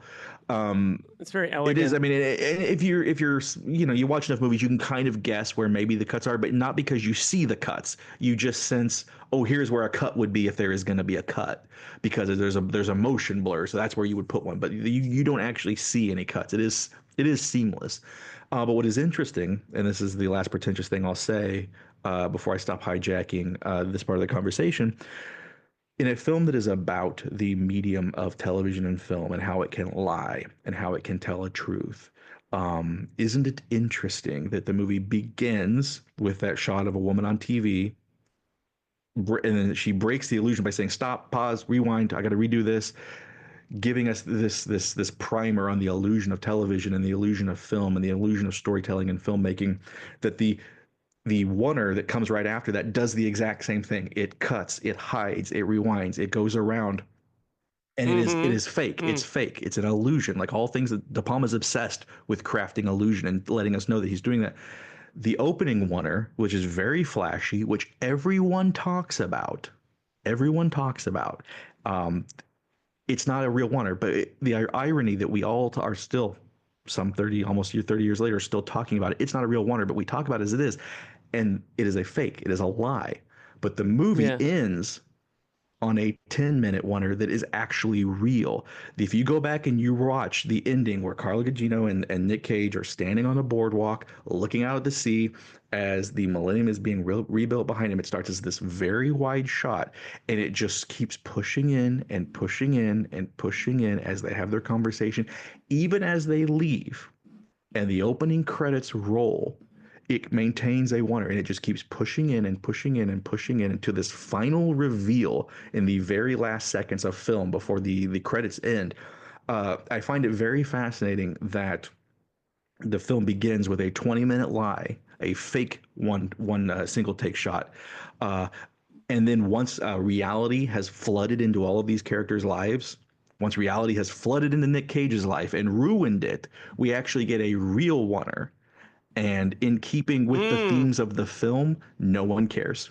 No one talks about that wonder now. No one talks about the 10-minute single take at the end of Snake Eyes that has to be so elegantly choreographed that these two actors get all their lines right. And then all of the construction extras in the background are so perfectly and expertly timed to make a final reveal in the final seconds. And no one cares. As John Travolta says in Blowout, I can't believe no one cares about conspiracy. And in Snake Eyes, it's rather ironic that everyone talks about the fake, illusory, artificial, conspiranoid 20-minute take that isn't a 20-minute take, that's a lie at the beginning of the film, and no one cares about the real single take that reveals a truth in its final seconds at the end of the film. And that's just pure fucking De Palma. And I will love him forever for it. That's fascinating. Yeah, the bookend of it. I want to talk about that shot, but go ahead, Liam. It's interesting how you mentioned that like the first 20 minutes kind of like set the physical space, which helps like, obviously establish the rest of the movie. It reminds me of the first scene of The Untouchables when De Niro's getting the shave, right? And it's kind of like this is Al Capone's world, right? Like it sets up in the same way that Mission Impossible, which also opens with a frame within a frame, sets up this world where like we're gonna everyone's being surveilled. This woman has been put under. We have to get she's like the dead love interest. This guy thinks he's killed her. Like he does this amazing job of in his first scenes or very early on in the film being like, this is the world you're in, right? But he doesn't do it by explaining it. And I also just think it's interesting how after all this sort of conversation about the surveillance and what we're actually looking at, that the trailers, the first thing you hear in the trailer for this movie is watch closely. It's like very on point. I do want to talk about the last shot and the last song because it did, as you were saying, the lyrics of it are so on the nose for the events of it. It's called Sin City by Meredith Brooks. Who didn't she do that song, Bitch? Is she the one that did that song? I'm a child. But the song is like in this town of pain. When Gary Sinise is your best friend, he turns it's like out the to be basketball a joke bad where guy. he's listening to the radio, and your girlfriend thinks you suck. Yeah, it's like it's just so like it's like spelling out the events of the film. But it is a very unusual final shot that's like quite kind of experimental in the way that it's done, and there's like extras milling around, and it seems like you're like, what's going on here? And then of course it ends on the jewel which is the ring of the redhead conspirator who has been encased in concrete. Let's move on. Let's not do humor. Let's get into our awards because we are a little short on time. Let's move into our Die Hard Oscars, aka the Action Movie Awards, because some of the humor is going to come into this. Travis, I'm not sure if you know how this works, but basically we go through various awards. I'm going to list my nominees. Feel free to add them. I'm gonna put on my white shirt so I look, white shirt and tie. Put the nastier shirt aside. Cover up the chest hair. Okay, so the John McClane Yippee-Ki-Yay Award for Best Line. I have 4, but feel free to add. Of course, the one I think we all know and love is "Here Comes the Pain, baby! Here comes the pain," which is said by the character of Zeitz, played by Chip Chupka. Good name. when Kevin Dunne says Terry likes to talk to me during sex. Last night she called me from the hotel. I love how he's just doing a pure Rodney Dangerfield routine at that point. Exactly. That's just totally skills. Dangerfield. Yeah. Yeah, totally. I said to my wife, how come you never tell me when you orgasm? She said to me, it's because you're never there. Right? Like, the line also I remember a lot is at the end when Julia says, I'm naive, and Rick says, there's worse things to be. Yeah. Mm-hmm. I find it quite a resonant line. And then the one that I thought really encapsulated what the film is kind of about to some extent, Rick goes on this little mini monologue where he says, you know, they say back 200-300 years ago, pirates put phony lighthouses right out by those big rocks right out there. Ships would set a course by the lights, crash on the rocks, then everybody would go out and rob them blind. Only one thing's changed since then. The lights are brighter. That's kind of like the story of America through De Palma's eyes, I think, you know, like pirate capitalism. Any thoughts on like one of those favorite lines or a line that you like the most? I'll start with you, Liam. I just, maybe it's the line reading, but when Sinise asks him, how's your wife? He says, fat, fantastic, I love her. And he says, and how's your lover? And he goes, expensive, mean, skinny, mean, I love her. Like, it's just, it's like top tier Nicolas Cage. Yeah. Good choice. Travis? So I take this very literally, the Yippee-ki-yay award. And like, I'm like, well, it's got to be a catchphrase in my mind. It's got to be a catchphrase. And I know that that's not what happens every episode. I know you don't always go for the catchphrase, but I have to stick with the integrity of Yippee-ki-yay and go for the catchphrase. I respect that. And you know, as cheesy as it is, in the movie at the very end where Kevin Dunne says, Rick, tell him, please, for God's sake, tell him what we got here. And Rick says, there is no we, Kevin, you got snake eyes. Come on, that's a yippee-ki-yay. Yeah, you're right. I should have put that in there. Moment when he's like, you rolled snake eyes, like the house wins, not you. That's it. And it's a callback as well. It gets said earlier as well. Yeah. So I think you're right. I would agree with that. That's as close as we're going to get to a genuine, literal yippee-ki-yay. You've really made me think about this award now in a different way. That is good. It did sort of start out that way, and then it's metamorphosized. The Hans Gruber Exceptional Thief Award for stealing the film. Now, we always exclude the leads, so we're saying Cage and Sinise are exempt, both doing amazing work in this film. With those gentlemen excluded, my nominees are Carla Gugino as Julia Costello, Stan Shaw as Lincoln Tyler, the Atlantic City executioner, I think is excellent. One of his probably biggest roles. Yeah. Luis Guzman pops up as Cyrus, always a delight. No, it's so good. It's so Carlito's good. Way, Alum. Yes, yeah. Jane Heitmeyer as Serena, the redheaded conspirator. And of course, the Here Comes the Pain Baby guy, Zeitz, who is pretty memorable. So those are my five. My five picks. There is another category coming up where some of the supporting players will also come into their own. So, of those five, would you have a pick?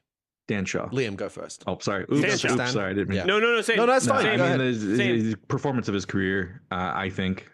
Just the level of sorrow and pathos, and he's totally playing the noir heavy of the boxer on the take. I mean, that's just such a noir trope, and he does it with like just such sadness. And basically he's playing George Foreman because around that time George Foreman came back at age 50 to win the championship, and he's basically doing that, but a version of that of Foreman on the take. And I don't know, it's very touching.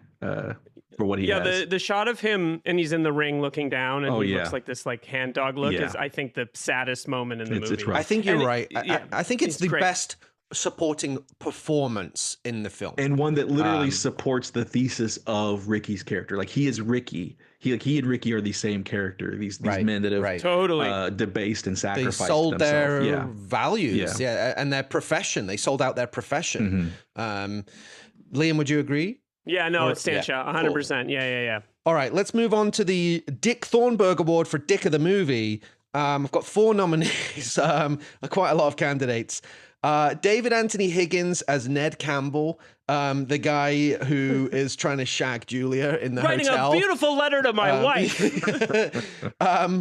Adam Flores as Jose Pacifico Ruiz, the Mexican boxer who Lincoln fights, and he sucks. The way he's taunting him and stuff, and when it's like a fixed fight. John Hurd as Herbert Powell, one of the key figures in the conspiracy, and Kevin Dunne, the actor, as Lou Logan, who I think went to the Dick Thornburg School of Journalism. So those are my nominees. Do you guys have a pick? Liam? You almost have to go with John Hurd's character because he is the smarmy piece of shit that gets away with it, right? And he doesn't have a ton of screen time, but he's like very, very memorable in this role. And, for a certain kid raised at a certain time in your life, he is Kevin McAllister's father. Right. So I sort of like to pretend that at the end of the night, he goes back to his well-heeled, house outside of Chicago. He's such a piece of shit. It's not the meatiest, part of it, but I think you got to point. It feels the like finger at the maybe he guy needs who a does new it. award, though. It's like the piece of shit award, which is different from a dick. Yeah, that's true. You know Maybe what I the mean? dick. Maybe it's the boxer. Maybe it's the boxer. Yeah. Travis? As much as I love John Hurd, Your nomination? much as I love John Hurd, because the man gave one of the greatest performances in 20th century cinema, in my opinion, in Cutter's Way. He was an actor of titanic gifts who was not appreciated in his time, and I think that he, for a brief moment in time, was one of the greatest doing it. You can't watch Cutter's Way and not come away with your synapses blown and your brain de-wrinkled and smoothed because you were so shocked at the strength of that performance. That said, he doesn't really get anything to do in this movie. I don't even know if he's in it for more than 5 minutes, and I really have a hard time. Yeah. I will say, of all of the characters, the performance I like the least is probably the one that actually deserves the award. David Anthony Higgins as Ned Campbell really gets on my fucking nerves in this movie. Yeah. I really don't like his performance. I always want to reach into the screen and close his mouth. It's always hanging open, and I just want to just close his mouth for him. Drives me crazy, very petty, but at the same time, that's kind of what I think the award is designed for, is to someone that makes you want to like reach in and hurt them. And so for that reason, despite the fact that I think that his performance is a little too broad, a little too googly eyed, since we were talking about that earlier, I'm going to have to give it to David Anthony Higgins, who just drives me nuts every time he's on camera. Fair enough. That's a good pick. We've got a split vote because I have to nominate Kevin Dunne as Lou Logan just because he's so Dick Thornburg. And Kevin Dunne is a likable performer, right? He's just kind of got that lovable dad kind of vibe. Which is what hurts the nomination he's been around for me. He's so been around forever. Yeah. But But actually, if you look at his action, but that's my point, is that because Kevin Dunne, the actor, is so likable, the character's despicable. The things he's doing are disgusting. He takes a bribe to he tries to bribe Rick to be like, I need to be the guy that's covering the case, and he's like, all right, I won't shoot the spaghetti then. Like, a guy's just been murdered. His actions are disgusting, and he's so Dick Thornburg. It's just because he's played by a more likable actor that you don't realize what a piece of garbage he is. So he's my pick. Best death is our last category, and then we're going to move into our final section of the show. Is Marco in the house with any snake eyes sauce? More table. Next time you have a chance to kill someone, don't hesitate. I went traditional this time. Okay, I wasn't sure if you were going to put some Here Comes the Pain energy into that or something, which... Here comes the best death, baby! There you go. I love it. All right, best death. I've got 5 nominees. The assassination of the Secretary of Defense Kirkland, played by Joel Fabiani. Commander Kevin Dunne gunning down the quote-unquote assassin at close range. Commander Kevin Dunne ruthlessly murdering his own co-conspirators, Zeitz and Serena. And Kevin Dunne committing Harry Carey at the end of this epic saga. Your nominees. Let's start with Travis. Travis? I gotta be honest, I kind of find all of these deaths to be a little underwhelming. Dunne's could have taken it, but I think that was clearly shot in a very strange way to avoid any ratings board issues. I guess it is interesting. You don't really see people commit suicide by literally pointing a pistol at their heart. And usually you would go for the headshot. And so, yeah, I guess it's unique in that degree. But it also it just feels very off and strange. But I guess I'll go with that, if only because of the weird horror in Gary Sinise's eyes, where that's a hard thing to convey, where someone is going to do like that politician that brought the lunch bag to his own suicide on camera in the early 80s, whose name now escapes me. Yeah, I guess I would say Kevin Dunne, just because it is so uniquely horrifying, and that Sinise really conveys this weird, dumb, cornered animal terror in his narrow-pupiled, lizard-like eyes in that sequence. There's something so very horrifying about it that I guess that would take it for me. Yeah, I'm with Travis. Totally powerful. I would say the assassination. I do think the assassination is like brilliantly staged. Oh, sure. To your point about Carla Gugino's outfit, the fact that it's white, of course, allows the blood splatter on it to be so much more impactful as well. So I think that is like a really powerful sequence. Let's take a quick break, and then we'll wrap things up with our final section of the show, the Double Jeopardy trivia quiz, where the scores can really change. G'day, America. It's Tony and Ryan from the Tony and Ryan podcast from Down Under. This episode is sponsored by Boost Mobile, the newest 5G network in the country. These guys are no longer the prepaid wireless company you might remember. They've invested billions into building their own 5G towers across America, transforming the carrier into America's fourth major network alongside the other big dogs. Yep, they're challenging the competitors by working harder and smarter, like this amazing new network they've literally built. They have blazing fast 5G and plans for all the latest devices. Visit your nearest Boost Mobile store or find them online at boostmobile.com. Brace the rudders! Raise the sails! Raise the sails! Captain, an unidentified ship is approaching. Over. Roger. Wait, is that an Enterprise sales solution? Reach sales professionals, not professional sailors. With LinkedIn ads, you can target the right people by industry, job title, and more. We'll even give you a $100 credit on your next campaign. Get started today at linkedin.com/results. Terms and conditions apply. And we're back with our last section of the show, the Double Jeopardy trivia quiz. So, you know the rules. 3 quick quiz questions. Collaboration is mandatory. Now, this, I'm going to give you a layup. I'm almost embarrassed to do this, but it was actually quite hard to find trivia. But I'll give you a layup. Should have just asked Travis for the trivia question. Liam, why don't you see if you can get this without Travis's help? Because he's almost certainly going to know this. Question number 1. Which other Brian De Palma joint features the line, "Here comes the pain"? I don't know this. Travis? Same co-writer, Carlito's Way. It is Carlito's Way, the amazing scene in the bar with the pool, Pacino, and I don't think he's got a gun, right? He's pretending he's got a gun to intimidate. I'm long overdue for a rewatch Incredible. of that movie. Oh, gosh. Beautiful new UHD, by the way. Yeah. Is it an Arrow disc? Mm-hmm. Maybe I'll pick that up. That's good. Question number 2. Which member of the Snake Eyes cast provided the voice for Howard the Duck? David Anthony Higgins? Is incorrect. Oh. Do you know this, Travis? Do you need? Do you want a clue? It's a weird one. Yeah, I don't know. I'm sorry. I'm not caught up with my Howard the Duck trivia. You haven't got the 4K of that one? Yeah. Or? Wow. Okay. Yeah. Sort it out. The clue is he is part of Lincoln Tyler's entourage. Oh, okay. Any guesses? That's a tough one. Is it his lawyer? Yes, it is. Okay. It's Chip Zien, who plays Lincoln's representative Mickey. He's great. He's also about to appear in our next film, The Siege, coming next on Die that's Hard right. on a Blank. Yeah. Final question in Convoluted Corner. Question number 3. In which similarly themed 1993 thriller does Stan Shaw play the role of Phillips, a compromised security guard who helps the 2 lead detectives uncover a conspiracy by showing them secret, doctored surveillance footage? What is this movie?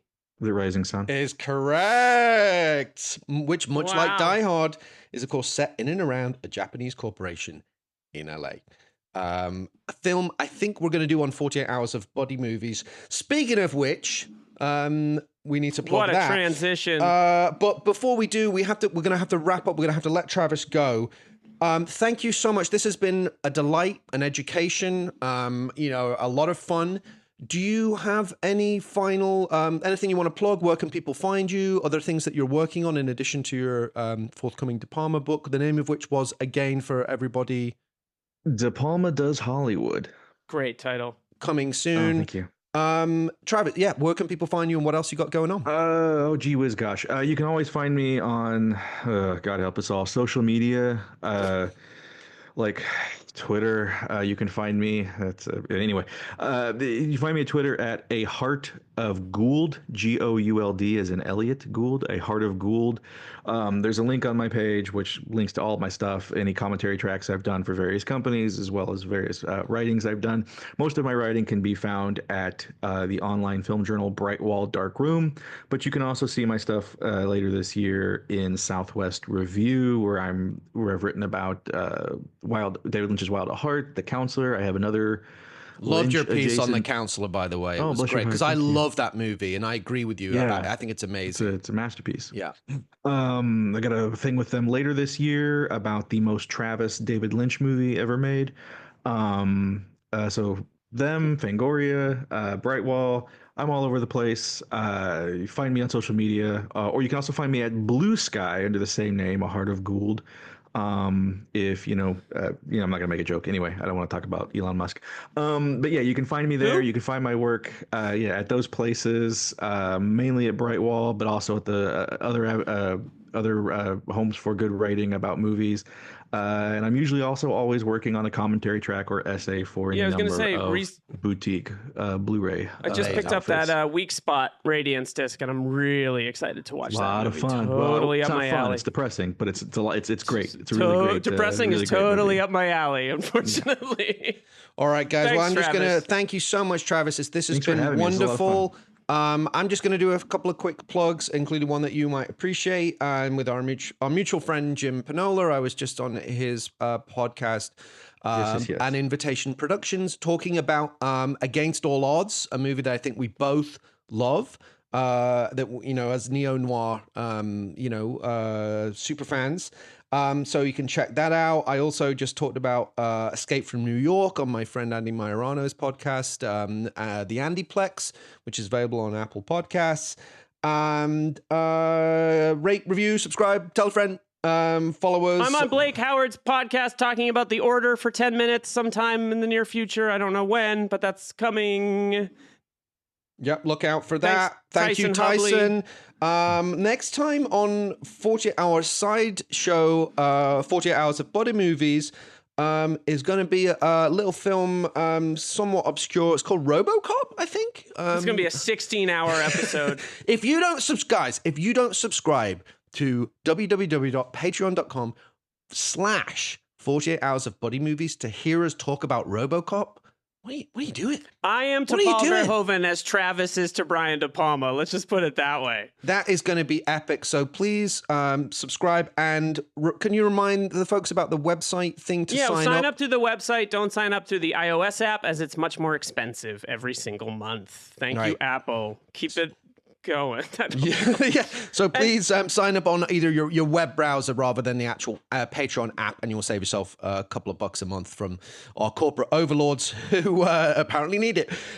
So please sign up on for 48 Hours of Body Movies for our forthcoming RoboCop extravaganza. And next time on this show, Die Hard on a Blank, we will be talking about The Siege. It's Die Hard in... What is it? Is it Die Hard under martial law? Under martial law. It's Die Hard under martial law, and we have a very special guest. Yes. Denzel Washington in the movie, Annette Bening in the movie, Bruce Willis in the movie. It's an Ed Zwick movie. It's a really, really interesting movie.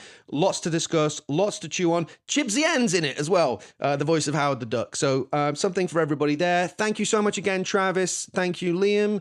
And thank you, listeners. We'll be back next time with the voice from Howard the Duck. I don't know what else to say. Die Hard on a Blank is a podcast from Philip Gothorn and Liam Billingham. Tyson Hubley makes our art. You can hear exclusive episodes of our Patreon show at patreon.com/48 Hours of Buddy Movies. Rate, review, subscribe, and tell your action movie loving friends about the show. See you next time on Die Hard on a Blank.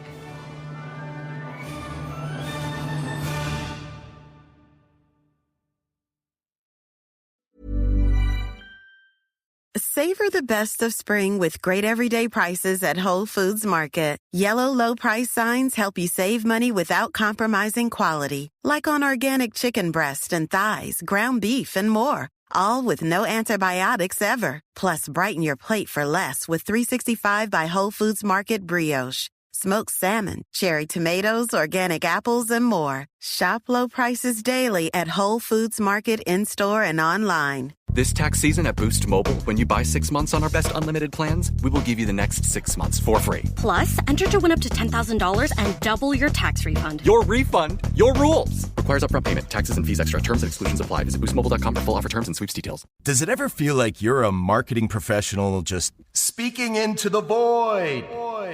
Well, with LinkedIn ads, you can know you're reaching the right decision makers. You can even target buyers by job title, industry, company, seniority, skills. Wait, did I say job title yet? Get started today and see how you can avoid the void and reach the right buyers with LinkedIn ads. We'll even give you a $100 credit on your next campaign. Get started at linkedin.com/results. Terms and conditions apply. Hi guys, it's Phil. And Liam. From Die Hard on a Blank. And we're excited to talk to you about a brand new podcast we're launching called 48 Hours of Buddy Movies. That's right, folks. 48-hour-long... approximately. ...episodes exploring 48 different buddy movies, beginning with the original classic that started it all, Walter Hill's 1982 masterpiece, 48 Hours, starring Nick Nolte and Eddie Murphy. And just like Die Hard on a Blank, our new show will explore the influence of 48 Hours on the action genre, one buddy movie at a time. We'll be covering iconic franchises such as the Beverly Hills Cop movies, the Stakeout movies, the Bad Boys movies, classics of the genre like Running Scared, Hyams Hive Rise Up, Midnight Run, Red Heat, Tango and Cash, The Hard Way, plus tough thrillers such as To Live and Die in LA, Black Rain, Point Break, Training Day, and The Way of the Gun. As well as a few wild cards that you might not expect, such as RoboCop, Alien Nation, and, of course, Phil's favorite, Harley Davidson and the Marlboro Man. So if you're a fan of two buddies talking buddy movies, then 48 Hours of Buddy Movies is for you. Visit patreon.com/48 Hours of Buddy Movies to subscribe for the price of 1 cup of coffee a month. See you in the squad car. Or walking to the squad car, mildly irritated that we've been paired off. Wherever. That's patreon.com/48 Hours of Buddy Movies to subscribe.